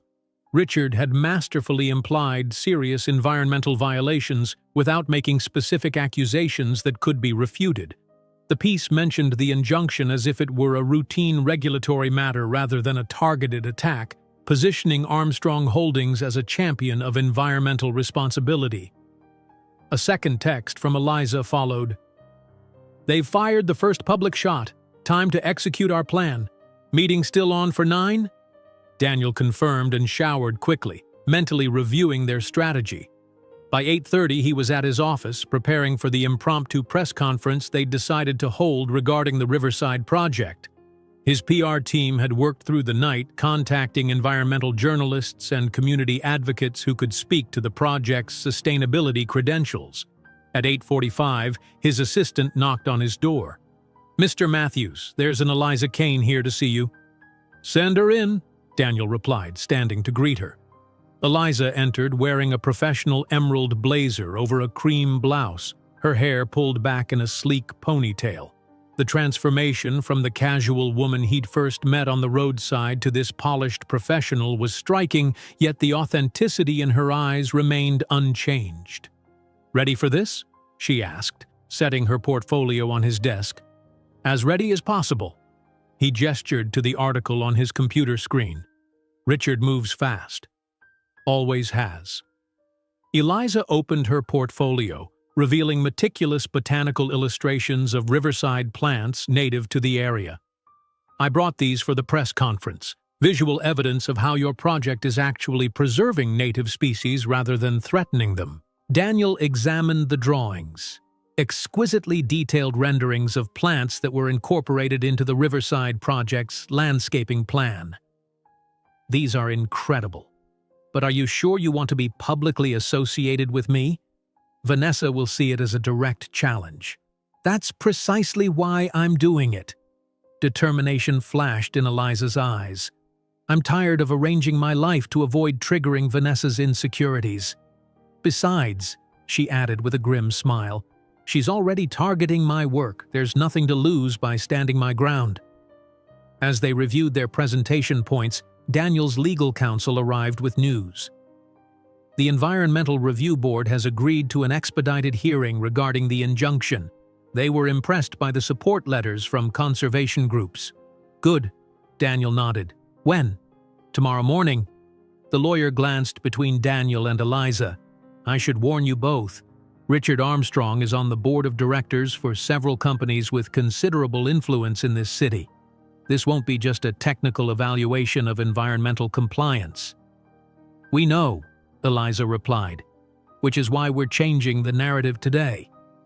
The press conference was held in the lobby of Daniel's firm, where a scale model of the Riverside project was prominently displayed. By 9:30, the space was filled with journalists, environmental advocates, and community representatives.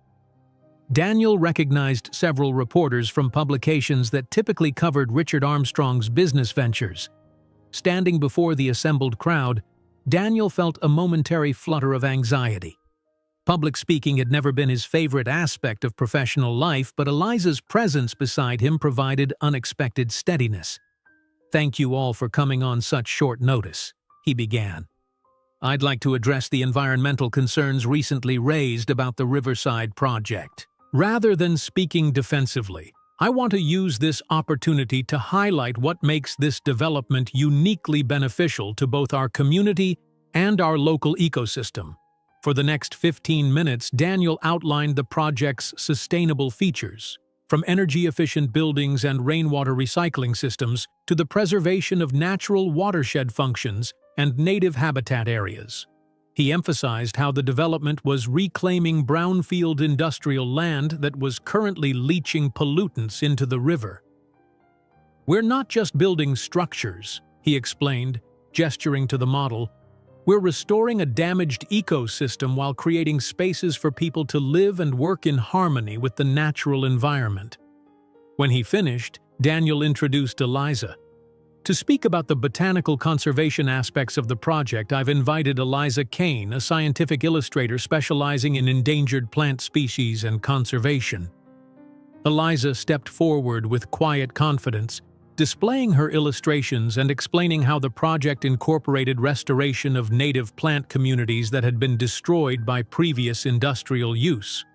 The irony, she noted with pointed clarity, is that the current injunction is actually preventing us from implementing the very environmental protections that would benefit the riverside ecosystem. As she spoke, Daniel watched the journalists' reactions.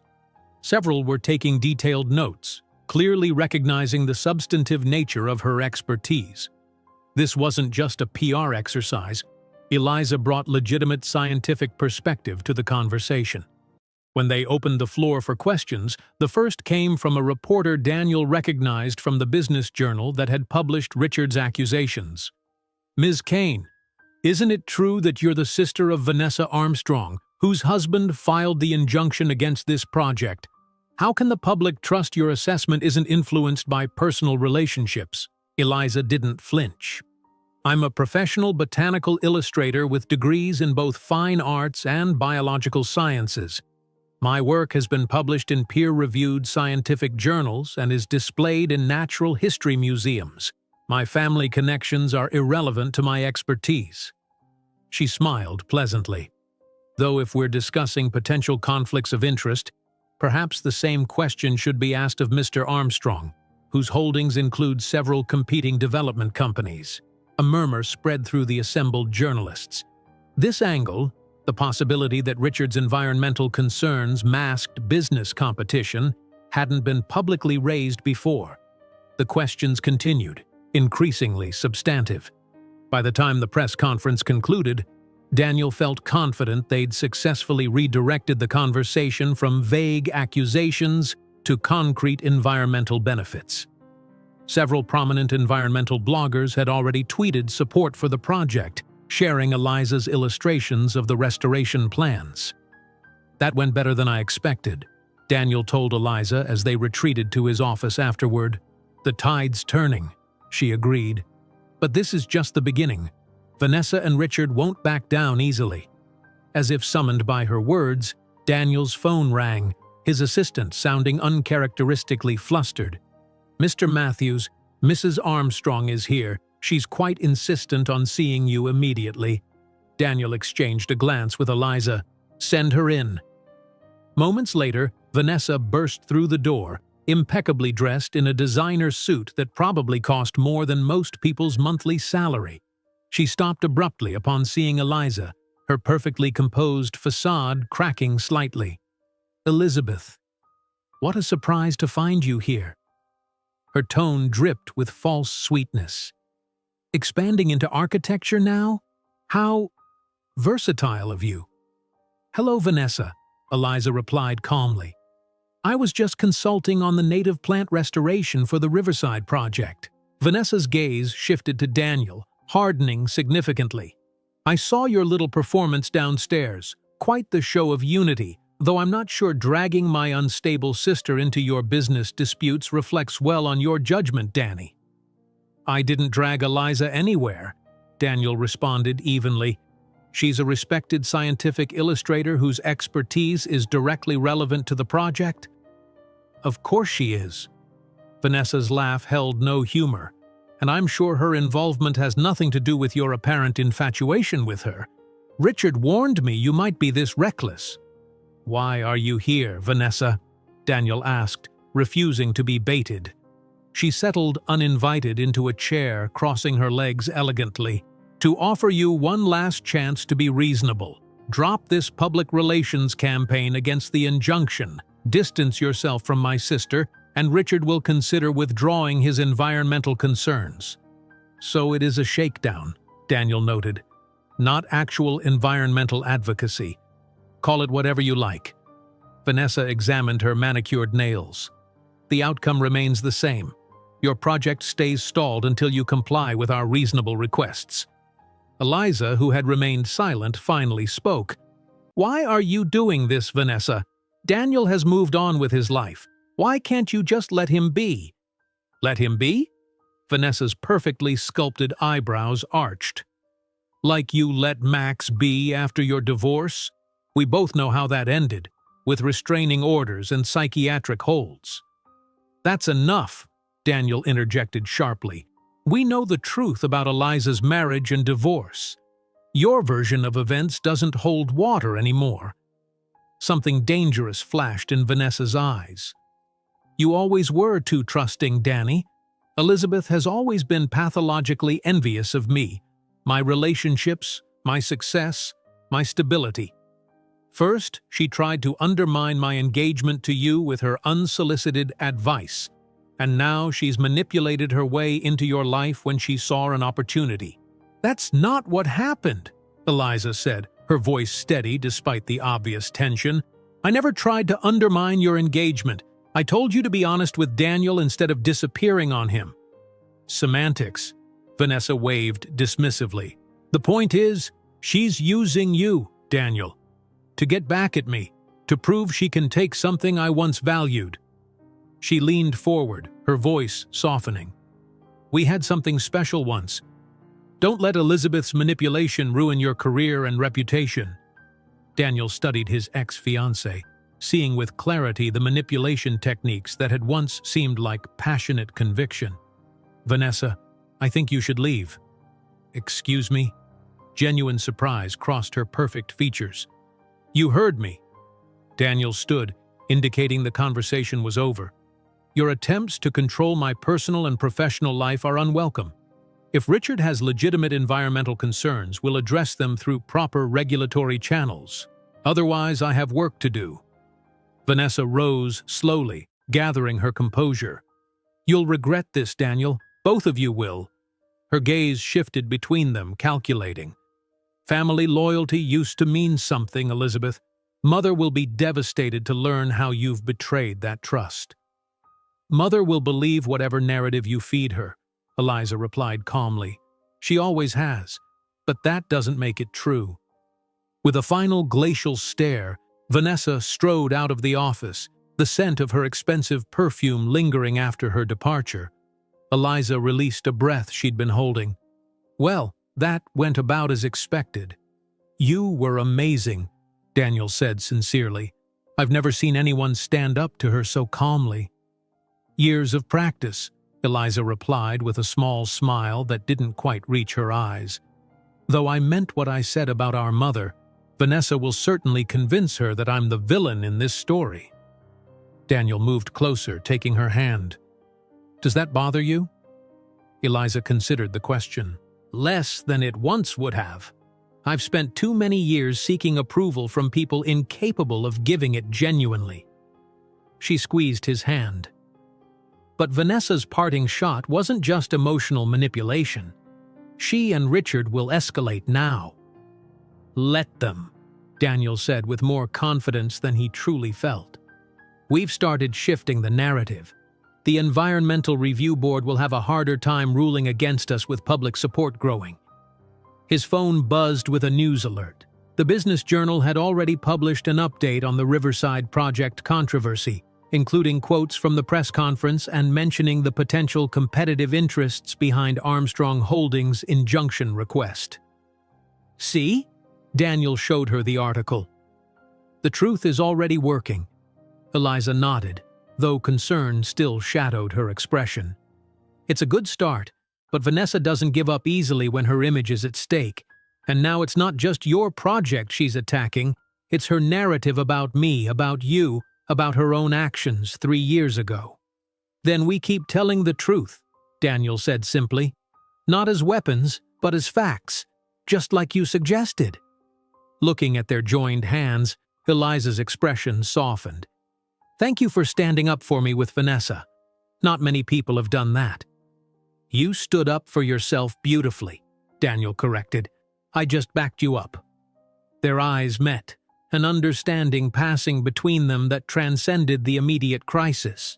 Whatever happened with the project, with Vanessa and Richard, with the public narrative, they had found in each other something genuine and valuable. Daniel's assistant interrupted with a knock. "Mr. Matthews, your environmental team is ready for the board hearing preparation session." "I should go," Eliza said, gathering her portfolio. "You have work to do, and I need to check on the nursery. Jim texted that inspectors showed up this morning, almost certainly Richard's doing." "Dinner tonight?" Daniel asked. To strategize for tomorrow's hearing? Eliza smiled, this time genuinely. To strategize. Right. After she left, Daniel found himself standing at his office window, watching her cross the plaza below. In just a few days, this woman had awakened something in him he'd thought Vanessa had permanently damaged, the capacity to trust, to hope, to fight for something that mattered. Whatever Vanessa and Richard threw at them next, he would face it with a clarity and purpose that had been missing from his life for too long. The Environmental Review Board hearing was scheduled for 9 a.m. in the sterile confines of a government building downtown.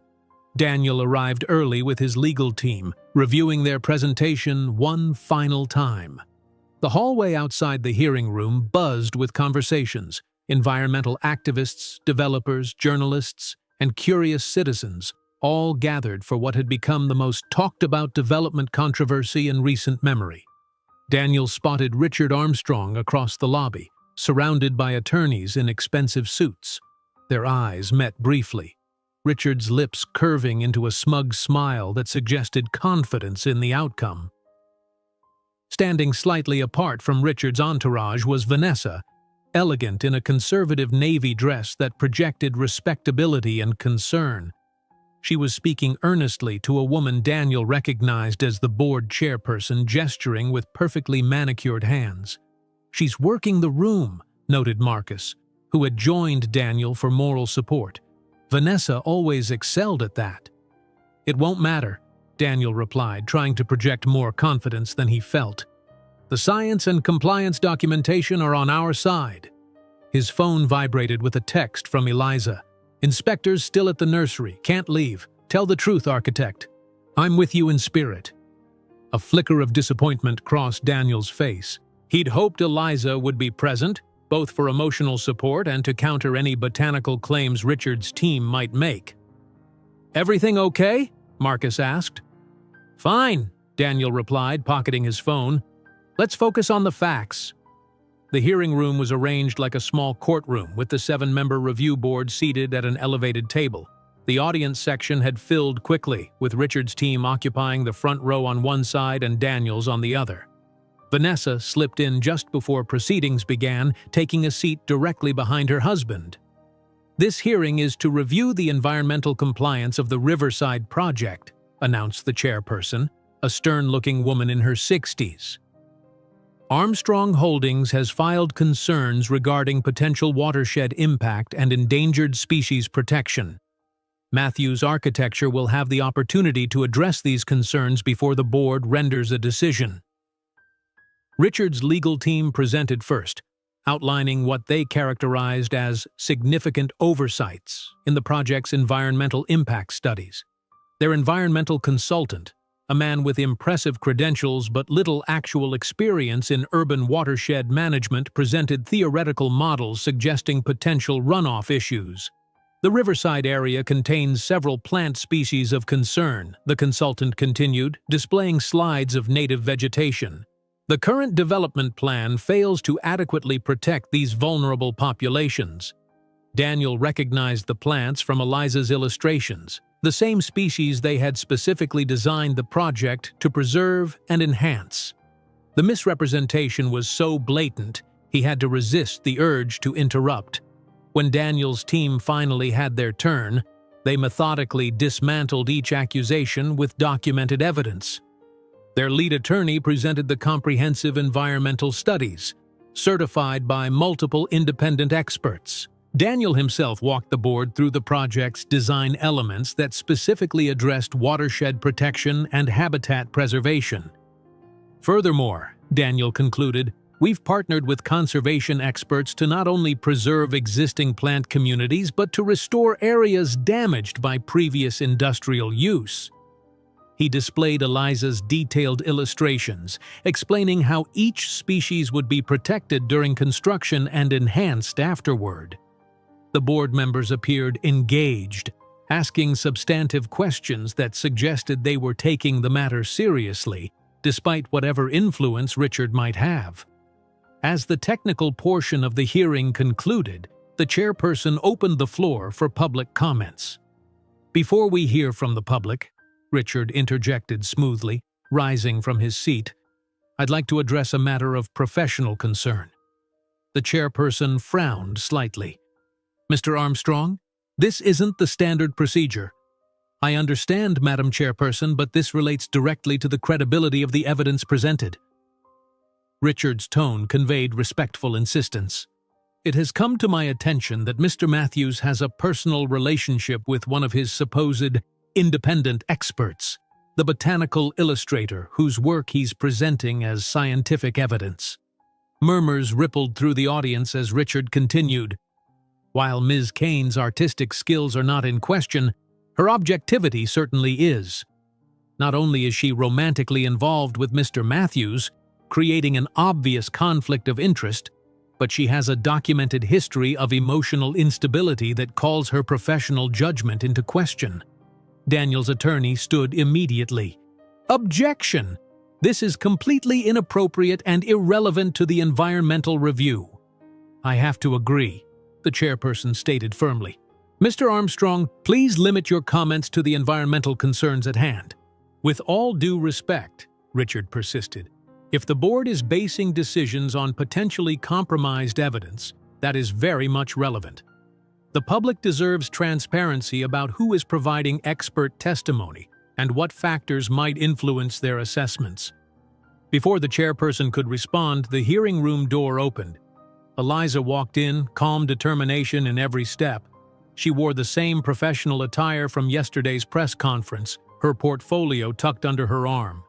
"Since my professional qualifications are being questioned," she announced clearly, "I believe I should address the board directly." A hush fell over the room as Eliza made her way to the front. Daniel hadn't expected her. The nursery inspectors had seemed deliberately timed to prevent her attendance, but her presence immediately shifted the atmosphere. There was something undeniably authoritative about her quiet confidence.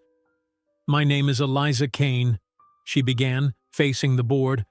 "I hold degrees in botanical science and fine arts from Cornell University. My scientific illustrations have been published in the Journal of Botanical Conservation, Natural History magazine, and several peer-reviewed academic publications." She opened her portfolio, displaying credentials and publication examples. "The illustrations presented by Mr. Matthews accurately represent the plant species present at the Riverside site and the conservation approaches incorporated into the project design. Every detail is scientifically accurate and verified by field studies I personally conducted." She turned slightly to face Richard. "As for the suggestion that my work is compromised by personal relationships, I would note that scientific accuracy can be objectively verified regardless of who created the illustrations. The board is welcome to consult any qualified botanist to confirm my findings. And regarding my supposed emotional instability," she continued without flinching, "I believe Mr. Armstrong is referring to events surrounding my divorce 3 years ago, which have no bearing on my professional qualifications or the scientific accuracy of my work." The chairperson studied Eliza thoughtfully. "Ms. Kane, are you currently employed in your field?" "Yes, Madam Chairperson. I work as the rare species consultant for Finnegan's Nursery and Botanical Preservation, managing their endangered plant conservation program. I also serve as a scientific illustrator for multiple universities and research publications." "And your illustrations for the Riverside project, were they commissioned specifically for this development?" "No," Eliza replied. "They were created 2 years ago as part of a watershed mapping project for the Natural Resources Department long before I ever met Mr. Matthews. He incorporated my existing research into his design after discovering our work through public records." This revelation, which Daniel had not known, effectively neutralized Richard's conflict of interest accusation. The board members exchanged glances, clearly reassessing the situation. "Thank you for that clarification, Ms. Kane," the chairperson said. "Mr. Armstrong, unless you have substantive environmental concerns to present, I believe we can proceed to public comments." Richard's expression had darkened, but he maintained his composure. "Of course, Madam Chairperson." The remainder of the hearing proceeded more smoothly, with several environmental advocates speaking in support of the Riverside Project's conservation approach. When the board finally adjourned to deliberate, Daniel approached Eliza, who stood apart from the dispersing crowd. "That was unexpected," he said quietly. "I thought you couldn't leave the nursery." Jim convinced the inspectors to focus on areas that didn't require my presence. A small smile touched her lips. I wasn't going to let Richard's accusations go unanswered. "The pre-existing illustrations, why didn't you tell me?" "It never came up," Eliza replied. "When you showed me your project plans yesterday and I recognized the area, I realized you had incorporated conservation approaches based on my watershed mapping project. It was a surprising coincidence." "Another one," Daniel mused. "We seem to have quite a few of those." Before Eliza could respond, Vanessa approached, her expression tightly controlled. "Quite a performance, Elizabeth. Mother would be proud of your theatrical timing." "It wasn't a performance, Vanessa," Eliza replied evenly. "Just the truth." "The truth," Vanessa echoed with a bitter laugh. "Your version of it anyway." She turned to Daniel. "I warned you about her manipulation tactics. This won't end well for either of you." Daniel stepped closer to Eliza, a gesture of solidarity that wasn't lost on Vanessa. "The board will make their decision based on environmental facts, not personal vendettas." Vanessa's perfectly composed mask slipped momentarily, revealing something raw beneath, hurt, perhaps, or jealousy. "This isn't just about the project anymore. You've made it personal by choosing her." "No, Vanessa," Daniel countered gently. "You made it personal when you targeted my work because I had coffee with your sister." Richard approached, placing a possessive hand on Vanessa's shoulder. "The board is taking longer than expected," he observed with forced casualness. "Interesting." "Deliberation is appropriate for complex decisions," Eliza noted. "Indeed." Richard's smile was cold. "Though sometimes decisions have unexpected consequences." He directed his gaze to Daniel. "Your investor group seemed quite concerned when I spoke with them this morning. Charles Westfield was particularly receptive to alternative opportunities Armstrong Holdings might offer." Daniel felt a chill. Charles Westfield was his largest investor, whose support was crucial for the project's financing. "You approached my investors directly?" "Merely a courtesy conversation between business associates," Richard replied smoothly, "though I did suggest they might want to review their exposure to potentially delayed projects." Before Daniel could respond, the hearing room doors opened. The board had reached a decision. Everyone filed back into the room, tension thick in the air. Daniel and Eliza sat together while Richard and Vanessa took their places in the front row across the aisle. The chairperson called the hearing back to order. "After reviewing the evidence presented, the board has determined that the Riverside Project meets all environmental requirements as currently designed." Relief flooded through Daniel as she continued. "The injunction is lifted, contingent upon implementation of the conservation measures outlined in the presentation." Richard's expression darkened visibly, but he maintained his composure. Vanessa, however, seemed unable to contain her reaction, her perfectly manicured nails digging into the armrest of her chair.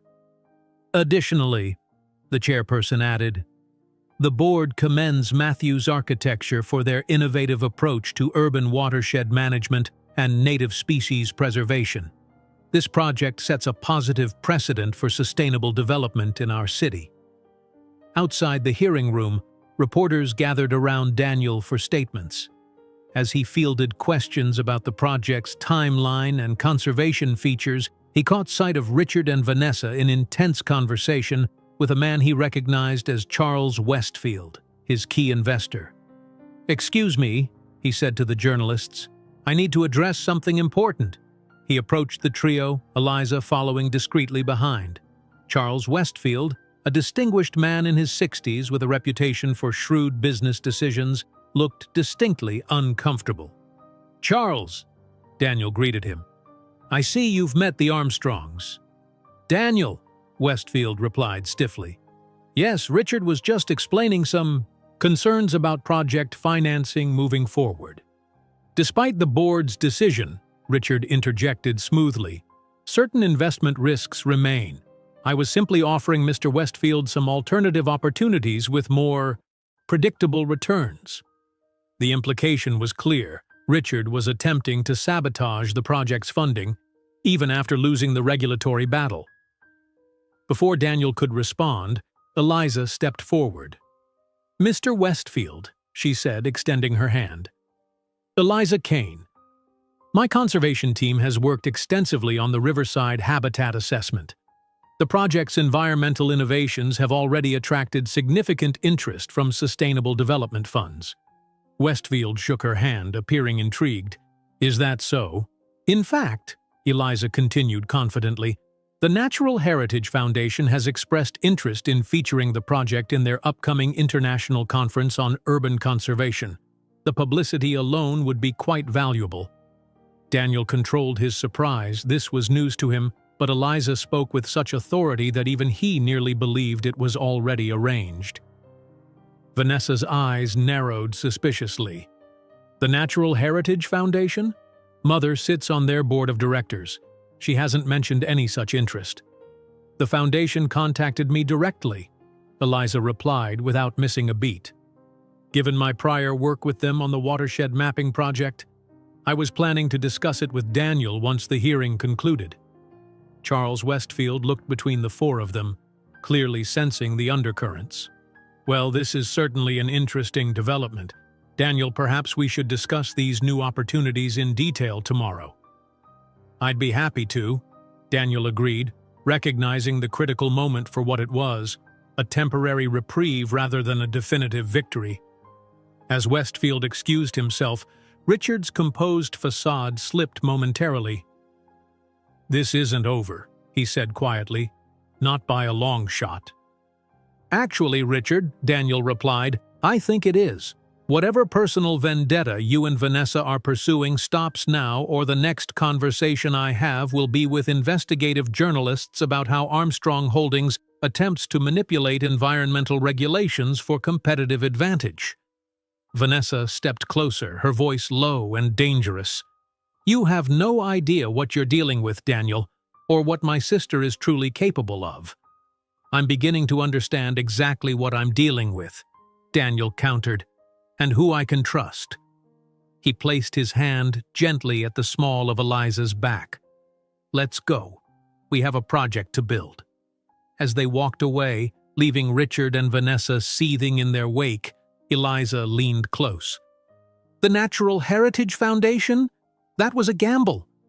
"A brilliant one," Daniel replied with admiration. "But was it true?" Eliza's smile was enigmatic. "Not yet, but it could be. I do have contacts there from my previous work." Daniel laughed, feeling lighter than he had in days despite knowing the battle was far from over. "You're full of surprises, Eliza Kane." "You haven't seen anything yet, architect," she replied, her amber eyes bright with promise and challenge in equal measure. The victory at the environmental hearing proved to be only the beginning of a more complex battle. Over the following week, Daniel found himself navigating a labyrinth of new obstacles. While the injunction had been lifted, Richard Armstrong's influence extended in unexpected directions. Subcontractors inexplicably backing out of commitments, permit applications mysteriously delayed, and most concerning investors growing increasingly nervous despite Charles Westfield's continued support. "It's like fighting a hydra," Daniel told Eliza one evening as they sat on his balcony, reviewing the latest setbacks. "Cut off one head, two more appear." "That's Richard's specialty," Eliza replied, studying the project timeline Daniel had spread across the table. "When direct confrontation fails, he switches to death by 1,000 cuts. I've seen him operate this way in other business situations." Despite the professional challenges, their personal connection had deepened over the past week. They'd fallen into a comfortable rhythm of working together in the evenings. Daniel addressing project issues, Eliza making calls to her contacts in the conservation community to shore up support for the Riverside project. The shared purpose had created an intimacy that felt both natural and profound. "Any word from Finnegan's about the inspection results?" Daniel asked, pouring them each another glass of wine. Eliza's expression brightened. "Actually, yes. They found absolutely nothing wrong with our import permits or conservation protocols. Jim thinks Richard's influence backfired. The inspectors were so thorough that they ended up documenting how exemplary our program actually is." "A rare, positive development," Daniel said with a smile, raising his glass in toast, "to unexpected benefits." Eliza clinked her glass against his. "Speaking of which, I have news about the Natural Heritage Foundation." "The bluff you threw at Charles Westfield?" Daniel's eyebrows rose. "Not a bluff anymore," Eliza replied with satisfaction. "I spoke with Dr. Helena Morales, the Foundation's conservation director. She was intrigued by the Riverside Project's integration of urban development with native habitat restoration. And she's coming to tour the site next week, with potential for featuring the project at their international symposium in December." Eliza's eyes sparkled with triumph. "Sometimes you have to speak things into existence." Daniel leaned across the table and kissed her, a spontaneous expression of admiration. "You're remarkable, you know that?" "Just resourceful," she replied, though her cheeks flushed with pleasure. "Growing up with Vanessa taught me to be creative in problem-solving." The mention of Vanessa shifted the mood slightly. They hadn't heard directly from her or Richard since the hearing, which felt more ominous than reassuring, like the silence before a storm. "Have you spoken to your mother?" Daniel asked carefully, knowing the complicated dynamics of Eliza's family. "She called yesterday," Eliza admitted, her expression growing somber. "Vanessa has been to visit her twice this week, apparently.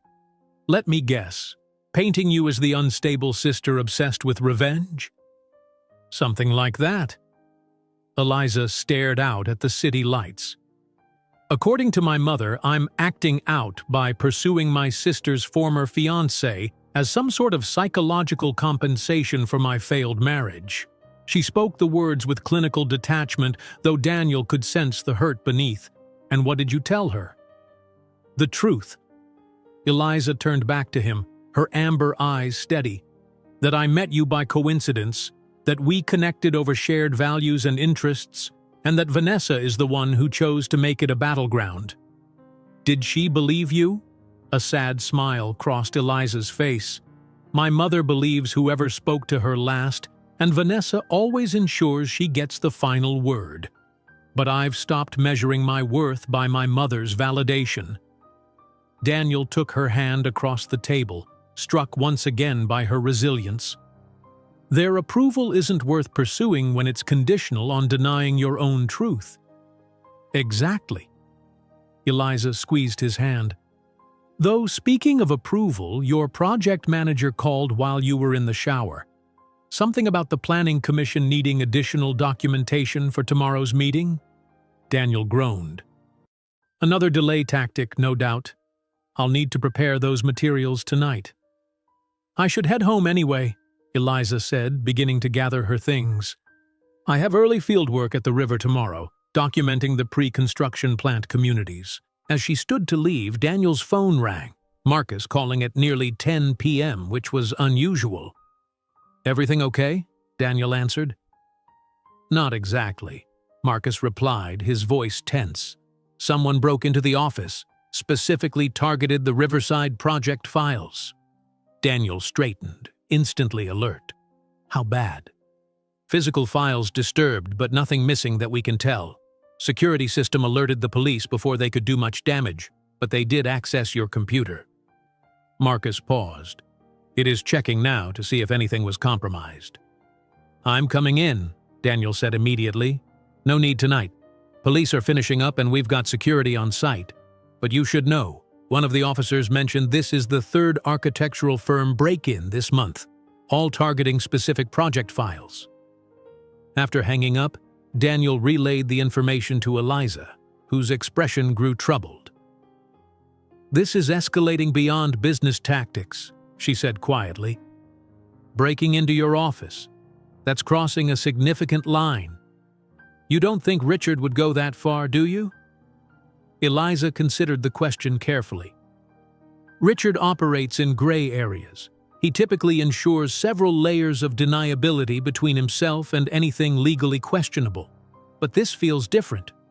More desperate. Or more personal, Daniel suggested. Maybe this isn't just Richard. "Vanessa," Eliza whispered, a chill in her voice. "This feels like her influence. When Richard's calculated approach fails, Vanessa tends toward less rational responses."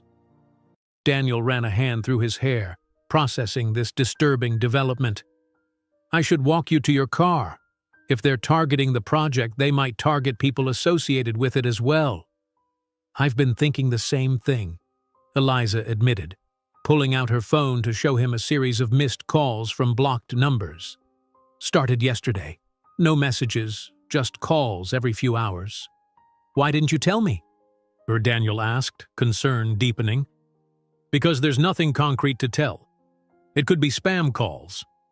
She met his worried gaze. "But after hearing about the break-in, I'm not so sure." That night, Daniel couldn't sleep. He paced his apartment, mind racing through contingencies and worst-case scenarios. The project delays were concerning but manageable. Physical security breaches and possible harassment crossed into territory that felt fundamentally unsafe. By morning, his resolve had crystallized. After showering and dressing, he drove directly to the offices of Armstrong Holdings, bypassing the reception desk with determined strides that dared anyone to stop him. Richard's executive assistant jumped to her feet as Daniel approached the corner office. "Sir, you can't go in there without an appointment." Daniel ignored her, pushing open the heavy wooden door to find Richard on a conference call, feet propped casually on his massive desk. The surprise on the older man's face quickly morphed into calculated amusement. "I'll have to call you back," Richard told whoever was on the line, hanging up without waiting for a response. "Daniel Matthews, to what do I owe this unexpected pleasure?" "The break-in at my office last night," Daniel said without preamble. "It stops now. All of it stops." Richard leaned back in his chair, studying Daniel with the detached interest of someone observing an insect. "I have no idea what you're talking about." "Don't insult my intelligence," Daniel replied, his voice deadly calm. "The environmental injunction failed, so you moved to undermining investor confidence. When that didn't drive me away from the project or from Eliza, you escalated to criminal tactics." "That's quite an accusation," Richard said, his tone hardening. "One you couldn't possibly substantiate." "I don't need to substantiate it in court," Daniel countered. "Yet. What I need is for you and Vanessa to back off. The Riverside project has met every regulatory requirement. It poses no legitimate threat to your business interests. This vendetta is purely personal and it's become dangerous." Richard stood, his imposing height meant to intimidate. "I think you should leave before you say something truly regrettable, Matthews." "I've already recorded this conversation," Daniel bluffed, maintaining steady eye contact. "And I've documented every suspicious interference with my project since the injunction was filed. If anything happens to me, to Eliza, or to anyone associated with Riverside, that documentation goes to both the police and the business press." For a moment, uncertainty flickered across Richard's typically controlled features. "You're overreacting to standard business competition." "Breaking and entering isn't standard business competition," Daniel replied. "Neither are harassment calls from blocked numbers. And if anything happens to Eliza's conservation work or to Finnegan's Nursery's import licenses, I'll know exactly where to point investigators." The office door opened before Richard could respond. Vanessa stood in the doorway, immaculately dressed as always, though her perfect composure faltered at the sight of Daniel. "What is he doing here?" she demanded, glaring at her husband. "Leaving," Richard replied smoothly, regaining his equilibrium. "After making some rather dramatic accusations." Vanessa's gaze shifted to Daniel, something unreadable in her expression. "Let me guess. You think we're behind your recent difficulties?" "I know you are," Daniel replied simply, "and it's going to stop." A cold smile touched Vanessa's perfect lips. "Or what exactly?" "Or the next conversation I have will be with the district attorney about corporate espionage and criminal harassment," Daniel said, followed by a deeply personal interview with the Business Chronicle about how my ex-fiancée and her husband are threatening a conservation project because of their obsession with controlling who I date. The color drained from Vanessa's face. "You wouldn't dare." "Try me," Daniel challenged. "You abandoned our engagement without explanation, Vanessa. I accepted that and moved on. But I won't allow you to sabotage my career or threaten Eliza because you can't handle seeing us together." "This isn't about seeing you together," Vanessa hissed, her careful facade cracking. "This is about loyalty and betrayal. My own sister Daniel, the one person who should understand family obligations." The raw emotion in her voice surprised Daniel. For the first time, he glimpsed something beyond Vanessa's calculated manipulations, genuine hurt buried beneath layers of privilege and control. "Eliza didn't betray you," he said more gently. "She helped a stranded motorist who happened to be someone from her past. Whatever narrative you've created about her intentions isn't reality." "You don't know her like I do," Vanessa insisted, though uncertainty had crept into her tone. "She's always wanted what I have." "What you discarded," Daniel corrected. "There's a difference." Richard placed a possessive hand on his wife's shoulder. "I think this conversation has run its course, Matthews. Your message has been received? Has it?" Daniel held Richard's gaze. "The business competition will continue through legitimate channels," Richard stated coldly. "But there will be no further irregular tactics." It wasn't a complete capitulation, but it was an acknowledgement of boundaries, more than Daniel had realistically expected to achieve. He nodded once and turned to leave. "Daniel." Vanessa's voice stopped him at the door. When he looked back, her perfect mask had slipped completely, revealing the wounded woman beneath. "Was any of it real? Us?" The unexpected vulnerability of the question caught him off guard. 3 years ago, he would have given anything to have this conversation with her. Now he found himself searching for the kindest truth. "Parts of it were," he answered honestly, "but not enough of the important parts." Outside Armstrong Holdings, Daniel called Eliza immediately. "How's the fieldwork going?" "Just finishing up the North Section documentation," she replied, ambient sounds of the riverside audible in the background. "Everything okay? You sound tense." "I paid Richard a visit," Daniel admitted, confronted him about the break-in and the harassment calls. A moment of shocked silence followed. "You did what?" "Daniel, that's necessary," he interrupted. This had gone beyond business tactics. I needed to establish clear boundaries. "And did you?" The concern in her voice was evident. "I think so. For now, at least." Daniel watched people stream in and out of the Armstrong building, each focused on their own concerns, unaware of the personal drama that had just unfolded in the executive suite. "Can you meet me for lunch? There's something I want to discuss." "Sounds serious," Eliza replied, her tone cautious. "It is," Daniel confirmed, "but not in the way you might think." 2 hours later, they sat in a quiet corner of a cafe near the riverside. Daniel had arrived first, securing a private table and ordering coffee while he waited. When Eliza entered, field clothes, slightly muddy and hair wind-blown from her morning's work, the sight of her, so genuine and unpretentious, confirmed everything he'd been considering since leaving Richard's office. "So," she said, settling across from him, "you confronted Richard Armstrong in his lair. How did that go?" "Better than expected," Daniel replied. "I think I made it clear that escalating to criminal tactics would have consequences neither of them want." Eliza studied him with concern. "That was incredibly risky, Daniel. Richard doesn't respond well to threats." It wasn't a threat, just a statement of facts. Daniel reached across the table to take her hand. But that's not what I wanted to discuss. What then? Us. Daniel met her gaze directly. These past 2 weeks have been intense, complicated, and at times genuinely stressful. But they've also shown me something important. Eliza's expression grew guarded. Which is? That some complications are worth embracing, Daniel said simply. Eliza, I've spent 3 years playing it safe, building walls, focusing on work instead of connections. And in less than 2 weeks, you've changed how I see everything.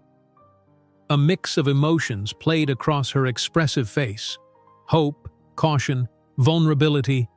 Daniel. I'm falling in love with you, he said, the words emerging with a certainty that surprised even him. Not despite the complications, but in part because of how you navigate them with such integrity and courage. Eliza's amber eyes widened, her fingers tightening around his. This is faster than I expected. For me too, Daniel admitted with a smile. But sometimes clarity arrives suddenly. Confronting Richard and Vanessa today, all I could think about was getting back to you. Not because I needed to warn you about potential danger, but because you're becoming the person I want to share everything with. Tears gathered in Eliza's eyes, but she blinked them back, her practical nature asserting itself. What about Vanessa? Richard? Everything they're still capable of doing to interfere? They'll either accept reality eventually or keep fighting losing battles, Daniel replied. But I refuse to give them the power to determine what's possible between us. A slow smile spread across Eliza's face, transforming it with a joy that took Daniel's breath away. I think I've been falling in love with you since you stood in the rain looking completely helpless with that flat tire. Daniel laughed, relief and happiness bubbling through him. My incompetence with basic car maintenance finally paid off. Their shared laughter felt like a victory, a moment of genuine connection that no amount of external interference could diminish. What had begun as a chance encounter in the rain had evolved into something neither of them had anticipated but both now recognized as precious. So, Daniel asked, what happens next? Well, Eliza replied thoughtfully, we still have a conservation project to save, a development to build, and probably more battles with my sister to navigate. Her smile turned mischievous. But first, I think you should kiss me again, architect. As Daniel leaned across the table to comply, his phone buzzed insistently in his pocket. With an apologetic glance, he checked the screen, his office number flashing urgently. I should take this, he said reluctantly. Hello? His assistant's panicked voice came through clearly. Mr. Matthews, you need to come to the office immediately. There's been a fire at the Riverside site. Smoke still hung in the air when Daniel and Eliza arrived at the Riverside site. Fire trucks lined the perimeter, their red lights casting an eerie glow against the darkening sky. Yellow tape cordoned off the construction trailers, or what remained of them. The main structure was a charred skeleton, still occasionally hissing as firefighters doused stubborn embers. What happened? Daniel asked his site manager, who stood ashen-faced near the entrance. Fire started in the main trailer where we keep the plans and permits, the man replied. Spread fast, too fast according to the fire chief. Accelerant? Daniel asked, already knowing the answer. Preliminary assessment suggests so. Police are treating it as suspicious. Eliza stood silently beside Daniel, surveying the destruction. Her focus landed on the riverside bank beyond the construction area. The riparian restoration areas? Untouched, the site manager confirmed. Fire was contained to the administrative section. Some tension visibly left Eliza's shoulders, though her expression remained grave. This is beyond business tactics, Daniel. This is criminal. And precisely what I warned Richard about this morning, Daniel replied, his voice low and controlled despite the fury building inside him. This wasn't just about delaying the project, this was meant to destroy it completely. As they spoke, a police detective approached, introducing herself as Detective Rivera. "Mr. Matthews, I understand you're the architect and project lead." "Yes," Daniel confirmed, "and this is Eliza Kane, our conservation consultant." The detective nodded to Eliza before focusing on Daniel. "Any reason someone would want to target your project specifically?" Daniel and Eliza exchanged glances. "You should probably take notes," Daniel suggested. For the next 30 minutes, they detailed the escalating conflict with Armstrong Holdings, from the initial environmental injunction through the office break-in and culminating with Daniel's confrontation with Richard earlier that day. "So you directly threatened legal consequences if the harassment continued," Detective Rivera clarified, "and hours later, your project site mysteriously catches fire." She raised an eyebrow. "Convenient timing."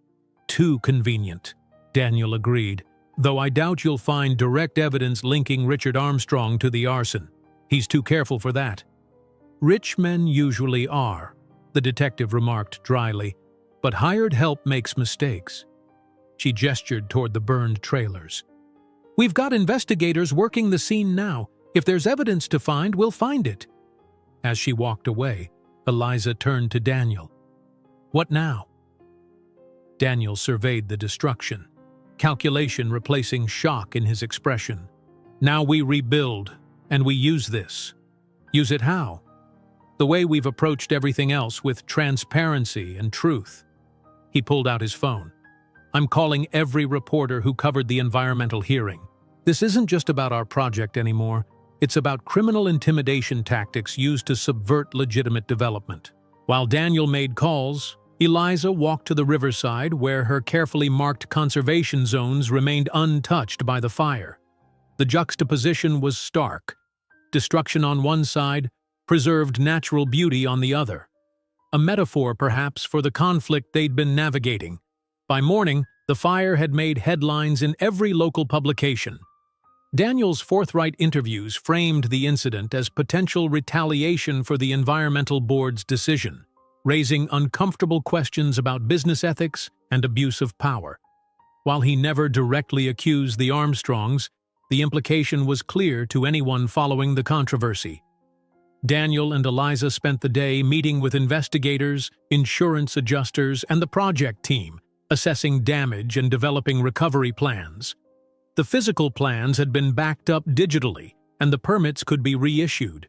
The project would face delays but wasn't dead. Far from it. "The investor group is actually more committed now," Daniel told Eliza as they shared a late lunch between meetings. "Charles Westfield called personally to offer additional funding for enhanced security during reconstruction." "Public sympathy is a powerful thing," Eliza observed, scrolling through news coverage on her tablet. "The narrative has definitely shifted." Daniel's phone rang, an unknown number. He answered cautiously. "Mr. Matthews," a familiar voice said. "Detective Rivera, we've identified a suspect in the arson case. Security cameras from a building across the river captured someone approaching your site shortly before the fire. We've matched him to an ex-employee of a security firm regularly contracted by Armstrong Holdings." Daniel exchanged meaningful glances with Eliza. "Have you made an arrest?" "Not yet, but we're close. Here's where it gets interesting. This individual received a substantial wire transfer yesterday morning, originating from an offshore account. Our financial crimes unit is tracing it now." "Let me guess," Daniel said. "The trail will get murky before it reaches anyone named Armstrong." "Probably," the detective agreed. "But we're putting pressure on the suspect. People tend to reconsider their loyalty when facing serious prison time." After hanging up, Daniel relayed the information to Eliza. "It's happening faster than I expected," he concluded. "Richard normally insulates himself better than this." "Because this wasn't Richard," Eliza replied, her expression troubled. "This has Vanessa written all over it. The timing, the emotional escalation, the sloppiness. Richard would never approve something this reckless right after your warning."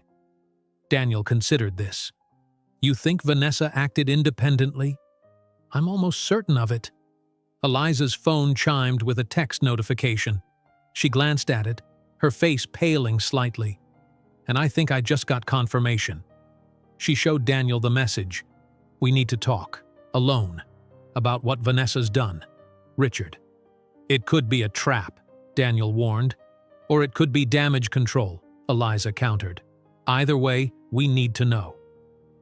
The meeting was arranged at neutral ground, a private room in the city library, public enough for safety but secluded enough for discretion. Eliza insisted on going alone, despite Daniel's objections. "He'll speak more freely without you there," she argued, "and if this is legitimate, it could be our chance to end this definitively." The Richard Armstrong who met Eliza at the library looked markedly different from the polished businessman who had threatened her livelihood days earlier. His expensive suit was impeccable as always, but stress had etched new lines around his eyes, and his typically confident posture seemed slightly diminished. "Thank you for coming," he said, gesturing to a chair across from him. "I'll be direct. Vanessa acted without my knowledge regarding the fire at the Riverside site." Eliza studied him carefully. "Why should I believe you?" "Because criminal arson is a line even I wouldn't cross," Richard replied sharply. "Especially not after Matthew's explicit warning. I'm a businessman, not a fool." "But Vanessa is neither a businessman nor a fool," Eliza observed. "She's a woman who's used to getting what she wants through whatever means necessary." Richard's expression tightened. "My wife is emotional when it comes to certain matters." "You mean when it comes to Daniel and me?" Eliza leaned forward.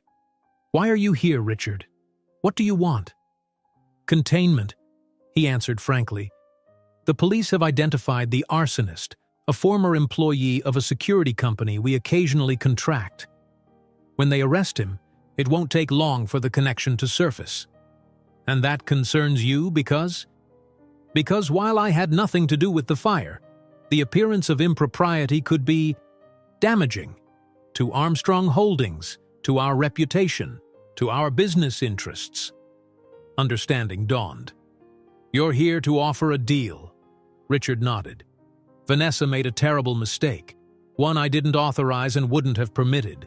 But family loyalty compels me to protect her even from her own reckless actions." "What exactly are you proposing?" "Armstrong Holdings will publicly endorse the Riverside project, citing its exemplary environmental standards. We'll encourage expedited re-permitting and offer financial support for reconstruction." Richard's gaze was calculating but sincere. "In exchange, when the arsonist is arrested, you and Matthews refrain from publicly speculating about connections to us." Eliza considered his offer. "And Vanessa?" "I've made arrangements for her to enter a private wellness retreat. She needs perspective and distance from this situation." The clinical way he discussed institutionalizing his wife sent a chill through Eliza, too reminiscent of how her ex-husband had controlled her. "Is this voluntary on her part?" Something like genuine emotion flickered across Richard's face. "She agreed after I showed her the evidence connecting her to the arsonist. She understands the potential legal consequences." "And my conservation work? Finnegan's nursery?" "All interference stops immediately. You have my word." Eliza almost laughed. "Your word hasn't proven particularly reliable so far." "Then consider it enlightened self-interest," Richard replied coolly.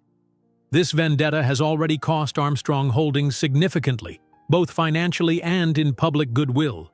I'm a pragmatist above all else." After further negotiation, Eliza left with a written agreement outlining Richard's commitments. As she walked through the library's grand entrance, she spotted Daniel waiting anxiously in his car across the street, despite her insistence that she meet Richard alone. "You followed me," she said as she slipped into the passenger seat. "I was concerned," Daniel admitted unapologetically. "What happened?" Eliza handed him the agreement. "Richard is cutting his losses, and Vanessa's." "You believe him?" "I believe his business instincts," Eliza replied.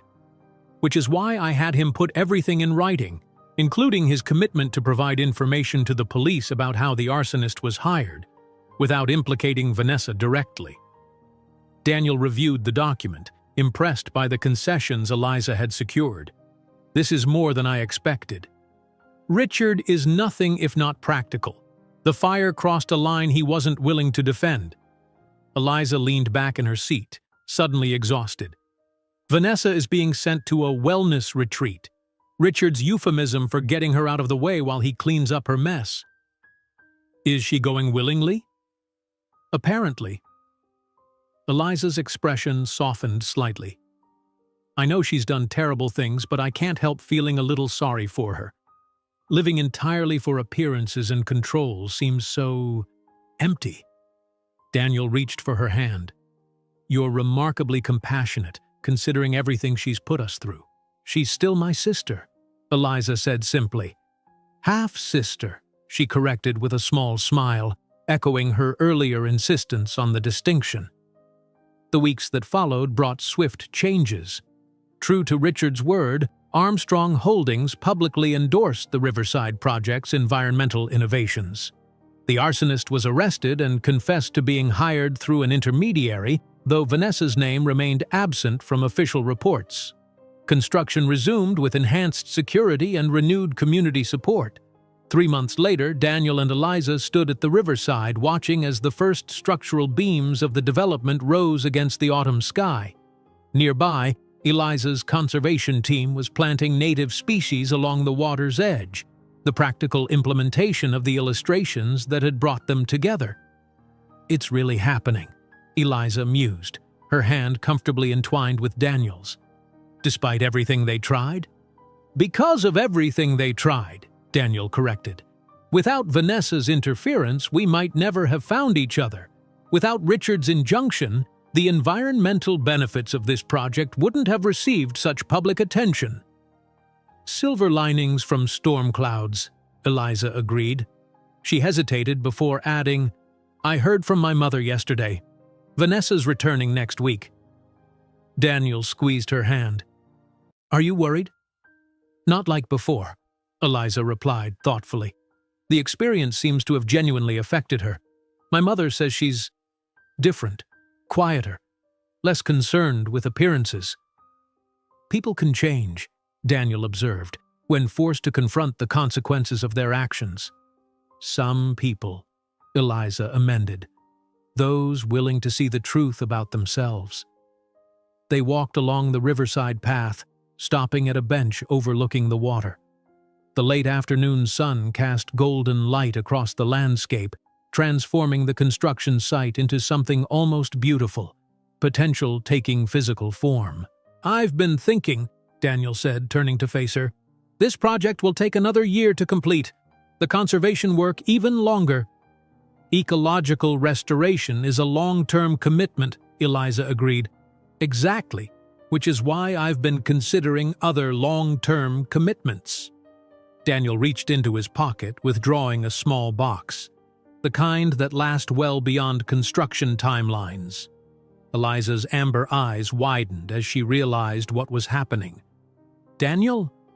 I know it hasn't been that long, he continued, opening the box to reveal a simple but elegant ring with a small emerald instead of a traditional diamond. But when you know, and I know that I want to build more than just buildings with you, Eliza Kane. Tears gathered in her eyes as Daniel knelt on one knee. I love your authenticity, your courage, your compassion, even for those who don't deserve it. I love how you fight for what matters and how you've taught me to do the same. He held up the ring. Will you marry me? Eliza's smile was radiant through her tears. Yes, she whispered. Yes, I will. As Daniel slipped the ring onto her finger, a blue truck pulled into the construction site parking area. They both recognized it immediately, the same vehicle that had stopped to help with a flat tire on a rainy day that now seemed like a lifetime ago. You planned this, Eliza said, noticing the truck was now decorated with streamers and a "She Said Yes" sign clearly prepared in advance.